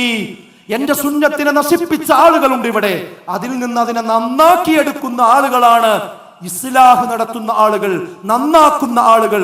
അതുകൊണ്ടാണ് നമുക്ക് ഇസ്ലാഹി പ്രസ്ഥാനം എന്ന് പേര് വരാനുള്ള കാരണം. ചില ആളുകൾ ഇപ്പൊ ഇതിനെ മനസ്സിലാക്കിയത് കാലം തേടുന്ന ഇസ്ലാഹ് എന്ന് പറഞ്ഞുകൊണ്ട് ചില ആളുകൾ ഇതിനെ വിശദീകരിക്കണത് എന്താ അറിയോ, കാലത്തിനനുസരിച്ച് ആയത്തും ഹദീസൊക്കെ ഒന്ന് നമ്മളെ ഒരു മൂശയിലിട്ട് വാർത്ത് പറയണമെന്ന രൂപത്തിലാണ്. അതല്ല അതിന്റെ അർത്ഥം. ഒരു ഡയമണ്ട് ചളിയിൽ പോയി, അതിന്റെ മുകളിൽ ചളി വന്നു, ഒരുപാട് മാലിന്യങ്ങൾ വന്നു, അവിടെ ഡയമണ്ട് ഉണ്ട് എന്ന് ഉറപ്പുമാണ്. നമ്മൾ അത് കുഴിച്ചെടുത്തു, അത് കയ്യിലെടുത്തു, അത് കഴുകി വൃത്തിയാക്കി, അത് തിളക്കത്തോടുകൂടി ശോഭയോടുകൂടി നമ്മൾ മുന്നോട്ട് കൊണ്ടുവന്നു, അത് നന്നാക്കിയെടുത്തു. അതിനർത്ഥം എന്താ, ആ ഡയമണ്ട് പൊളിച്ചിട്ടില്ല, അതൊന്നും ഒഴിവാക്കിയിട്ടില്ല, അതിൽ പറ്റി പിടിച്ച ചളി മാത്രമേ ഒഴിവാക്കിയിട്ടുള്ളൂ. ഇതിനെയാണ് ഇസ്ലാഹ് എന്ന് പറയാ. ആ ഇസ്ലാഹിന്റെ പണിയാണ് നമ്മുടെ പണ്ഡിതന്മാരെടുത്തത്. പക്ഷെ ആ ഇസ്ലാഹിന്റെ പേര് പറഞ്ഞുകൊണ്ട് ആയത്തുകളും ഹദീസുകളും തങ്ങൾക്ക് പറ്റുന്ന രീതിയിൽ പുതിയ വ്യാഖ്യാനങ്ങൾ കൊണ്ടുവന്ന് ഞങ്ങൾ ഇസ്ലാഹ് നടത്തുകയാണ് എന്ന ഒരു ആശയ പ്രചരണം തന്നെ ഇപ്പോൾ തുടങ്ങി വെച്ചിട്ടുണ്ട്. അത് നടത്തുന്ന ആളുകളോട് സ്നേഹത്തോടു കൂടി നിങ്ങൾ പറയാനുള്ളത്, ഇതൊരു വാശിയുടെയും വക്കാണത്തിന്റെയും വിഷയമായിട്ട് നിങ്ങൾ കാണരുത്. നിങ്ങൾ ആലോചിക്കണം, പഠിക്കണം. ഈ പോക്ക് എവിടുക്കാ പോവുക വെച്ചാൽ അത് അവസാനം നിഷേധത്തിലേക്കാണ് പോവുക, അവസാനം ലിബറലിസത്തിലേക്കാണ് പോവുക, അവസാനം പുരോഗമനത്തിലേക്കും മതനിരാസത്തിലേക്കുമാണ് പോകുക. അത് പോയ കുറെ ആൾക്കാർ നമ്മളെ കൂട്ടത്തിൽ തന്നെ ഉണ്ടായിട്ടുണ്ട് എന്നതൊരു വസ്തുതയാണ്. ഈ ആളുകളുടെ കൂട്ടത്തിൽ, നമ്മളെ കൂട്ടത്തിൽ ഞാൻ ഉദ്ദേശിച്ചത് അതാണ്, അവരുടെ കൂട്ടത്തിൽ തന്നെ ഉണ്ടായിട്ടുണ്ട്. അത് പച്ചക്ക് പറയുന്നത് എന്താ വെച്ചാൽ കാര്യങ്ങൾ മനസ്സിലാകാൻ വേണ്ടി തന്നെയാണ്. ഞാൻ അവസാനിപ്പിക്കുകയാണ് സുഹൃത്തുക്കളെ. ഇത്രയും സമയം നിങ്ങളിത് ഗൗരവപൂർവ്വം കേട്ടിരുന്നു എന്നതൊരു ചെറിയ വിഷയമല്ല. ഈ എറണാകുളം ജില്ലയിൽ ഈ ഒരു ആശയങ്ങൾ ഇനിയും നമ്മുടെ നാട്ടിലേക്ക് എത്തിക്കണം. മഴ വരുന്നതിന് മുമ്പ് പരമാവധി പൊതുപരിപാടികൾ നമ്മുടെ പ്രദേശങ്ങളിൽ സംഘടിപ്പിക്കണം.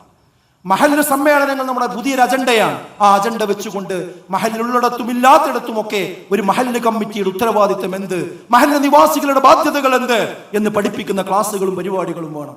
കുട്ടികൾക്ക് പ്രീ മെരിച്ചൽ ക്ലാസ്സുകൾ കൊടുക്കണം, ആൺകുട്ടികൾക്കും പെൺകുട്ടികൾക്കും. ഇപ്പൊ സമ്മറൈസ് പോലെയുള്ള ക്യാമ്പുകൾ നടക്കുന്നുണ്ട്, നമ്മുടെ കുട്ടികൾ അതിലേക്ക് പറഞ്ഞേക്കണം. ഇൻഷാ അല്ലാഹ് ഇനിയും നമ്മുടെ ഈ ഫാമിലി കോൺഫറൻസുകൾ വരുന്നുണ്ട്. ജൂലൈ 21-ാം തീയതി നമ്മുടെ ബാംഗ്ലൂരിൽ വെച്ചുകൊണ്ട് ഇതിന്റെ ഫാമിലി കോൺഫറൻസ് നമ്മൾ തീരുമാനിച്ചിട്ടുണ്ട്. ആ കാര്യം ശ്രദ്ധിക്കുക. ബാംഗ്ലൂരുമായി ബന്ധമുള്ളവരൊക്കെ അന്നത്തെ ദിവസം അവിടെ എത്താനും നമ്മുടെ കുടുംബങ്ങളെ അതിൽ പങ്കെടുപ്പിക്കുവാനും പ്രത്യേകം ശ്രദ്ധിക്കണമെന്നുകൂടി ഇവിടെ ഓർമ്മപ്പെടുത്തുകയാണ്. സഹോദരങ്ങളെ, ഞാൻ അല്പം വൈകിപ്പോയിട്ടുണ്ട്. ഇവിടെ ബഹുമാന്യനായ നമ്മുടെ യൂത്ത് ലീഗിന്റെ ഒരു പ്രതിനിധി ഇവിടെ ആശംസ അർപ്പിക്കാൻ വേണ്ടി എത്തിയിട്ടുണ്ട് എന്ന് അറിയുന്നു. ഞാൻ അവസാനിപ്പിക്കുകയാണ്. നമ്മൾ അള്ളാഹു ഈ ഒരുമിച്ച് കൂടൽ ഒരു സ്വാലിഹായ അമലായി പരിഗണിച്ച് തക്കതായ പ്രതിഫലം നമുക്ക് എല്ലാവർക്കും പ്രദാനം ചെയ്യുമാറാകട്ടെ. ഈ ഒരു സമ്മേളനത്തിന് വേണ്ടി കഠിനാധ്വാനം ചെയ്യുകയായിരുന്നു നമ്മുടെ പ്രവർത്തകന്മാർ. ഞാനിവിടെ നേരത്തെ ഇതിൻ്റെ കൺവെൻഷനുകളിൽ വന്നിട്ടുണ്ട്. ആ ചൂടുള്ള സമയത്ത്, ആ ഒരു വിശുദ്ധ റമദാനിൻ്റെ സമയത്തൊക്കെ ഇതിന് സ്കോഡ് വർക്കും പരിപാടികളുമായി നമ്മുടെ പ്രവർത്തകന്മാർ നെട്ടോട്ടമായിരുന്നു. ആ നെട്ടോട്ടത്തിന് ഇന്നാണ് ഒരു വിരാമം കുറിച്ചത്. അത് അൽഹംദുലില്ലാ അള്ളാഹു സ്വീകരിച്ചിട്ടുണ്ട്. എന്തൊരു സമാധാനം! ഞാനിനി വരുന്ന സമയത്ത് ഓരോ സ്ഥലത്തും കാർമേഘം മൂടി നിൽക്കുകയാണ്, പല സ്ഥലത്തും മഴ പെയ്തുകൊണ്ടിരിക്കുകയാണ്. ഇവിടെ വന്ന് ചോദിച്ചപ്പോൾ പറഞ്ഞു ഇവിടെ പരിസരത്തൊക്കെ മഴ പെയ്തുകൊണ്ടിരിക്കുന്നുണ്ട്. ഒരു 2 മണി 3 മണി സമയത്ത് ഇവിടെ മഴ ഇങ്ങനെ ചാറിപ്പോയി. ഞങ്ങൾ ഒരു പ്രവർത്തകൻ പറഞ്ഞത് ഇന്നലെ മിനിഞ്ഞാന്നൊക്കെ ഇവിടെ ഞെരിയാണിയുടെ മുകളിൽ വെള്ളമായിരുന്നു. ഞങ്ങൾ എന്ത് ചെയ്യുമെന്നറിയാതെ പ്രയാസപ്പെടുകയായിരുന്നു. പക്ഷേ പടച്ചോൻ ഈ സമയത്ത് ഇവിടെ നിന്ന് ഈ മഴ മാറ്റി തന്നു. നമ്മളെ പ്രാർത്ഥന കേട്ടു. അള്ളാഹുവിൻ്റെ വല്ലാത്ത സഹായം. എന്നാൽ മൊത്തത്തിൽ നമുക്ക് മഴ വേണ്ട ഒരു സമയമാണത്. നമുക്ക് മഴ ആവശ്യത്തിന് കിട്ടിയിട്ടില്ല. ഒരുപാട് പ്രയാസങ്ങൾ, ജീവജാലങ്ങൾ ബുദ്ധിമുട്ടിലാണ്, ചെറിയ കുട്ടികൾ പ്രയാസത്തിലാണ്, നമ്മുടെ പ്രായമുള്ള ആളുകൾ, ശ്വാസമുട്ട് അനുഭവിക്കുന്ന ആളുകൾക്ക് ബുദ്ധിമുട്ടുകളുണ്ട്. അതുകൊണ്ട് നമ്മൾ പ്രാർത്ഥിക്കണം. അള്ളാഹുവിന് അനുഗ്രഹമായ റഹ്മത്തിൻ്റെ മഴ വർഷിപ്പിക്കുമാറാകട്ടെ. അള്ളാഹു മഅസ്ന അള്ളാഹു മഅസ്ന അള്ളാഹു മഅസ്ന അള്ളാഹു മസ്ഖിന അള്ളാഹു മസ്ഖിന അള്ളാഹു മസ്ഖിന. അള്ളാഹു നമുക്ക് ഈ ജീവിതത്തിൽ എല്ലാവിധ ഖൈറും ബർക്കത്തും നൽകി അനുഗ്രഹിക്കുമാറാകട്ടെ. നമ്മളെ മക്കളെ ഏറ്റവും നല്ല രീതിയിൽ വളർത്തി വലുതാക്കാനുള്ള തൗഫീക്ക് അള്ളാഹു നമുക്ക് പ്രദാനം ചെയ്യുമാറാകട്ടെ. നമ്മിൽ നിന്ന് മരണപ്പെട്ടു പോയ എല്ലാവർക്കും അള്ളാഹു മഗ്ഫിറത്ത് നൽകി അനുഗ്രഹിക്കുമാറാകട്ടെ. രോഗം കൊണ്ട് വിഷമിക്കുന്ന എല്ലാവർക്കും അള്ളാഹു സമ്പൂർണ്ണമായ ശമനം നൽകുമാറാകട്ടെ. വിവാഹം കഴിഞ്ഞിട്ട് ഇതുവരെയും സന്താന സൗഭാഗ്യം നേടാത്ത ആളുകൾക്ക് സ്വാലിഹീങ്ങളായ സന്താനങ്ങളെ അള്ളാഹു പ്രദാനം ചെയ്യുമാറാകട്ടെ. അതുപോലെ ജോലിയില്ലാതെ വിഷമിക്കുന്ന ആളുകൾ ധാരാളമുണ്ട്.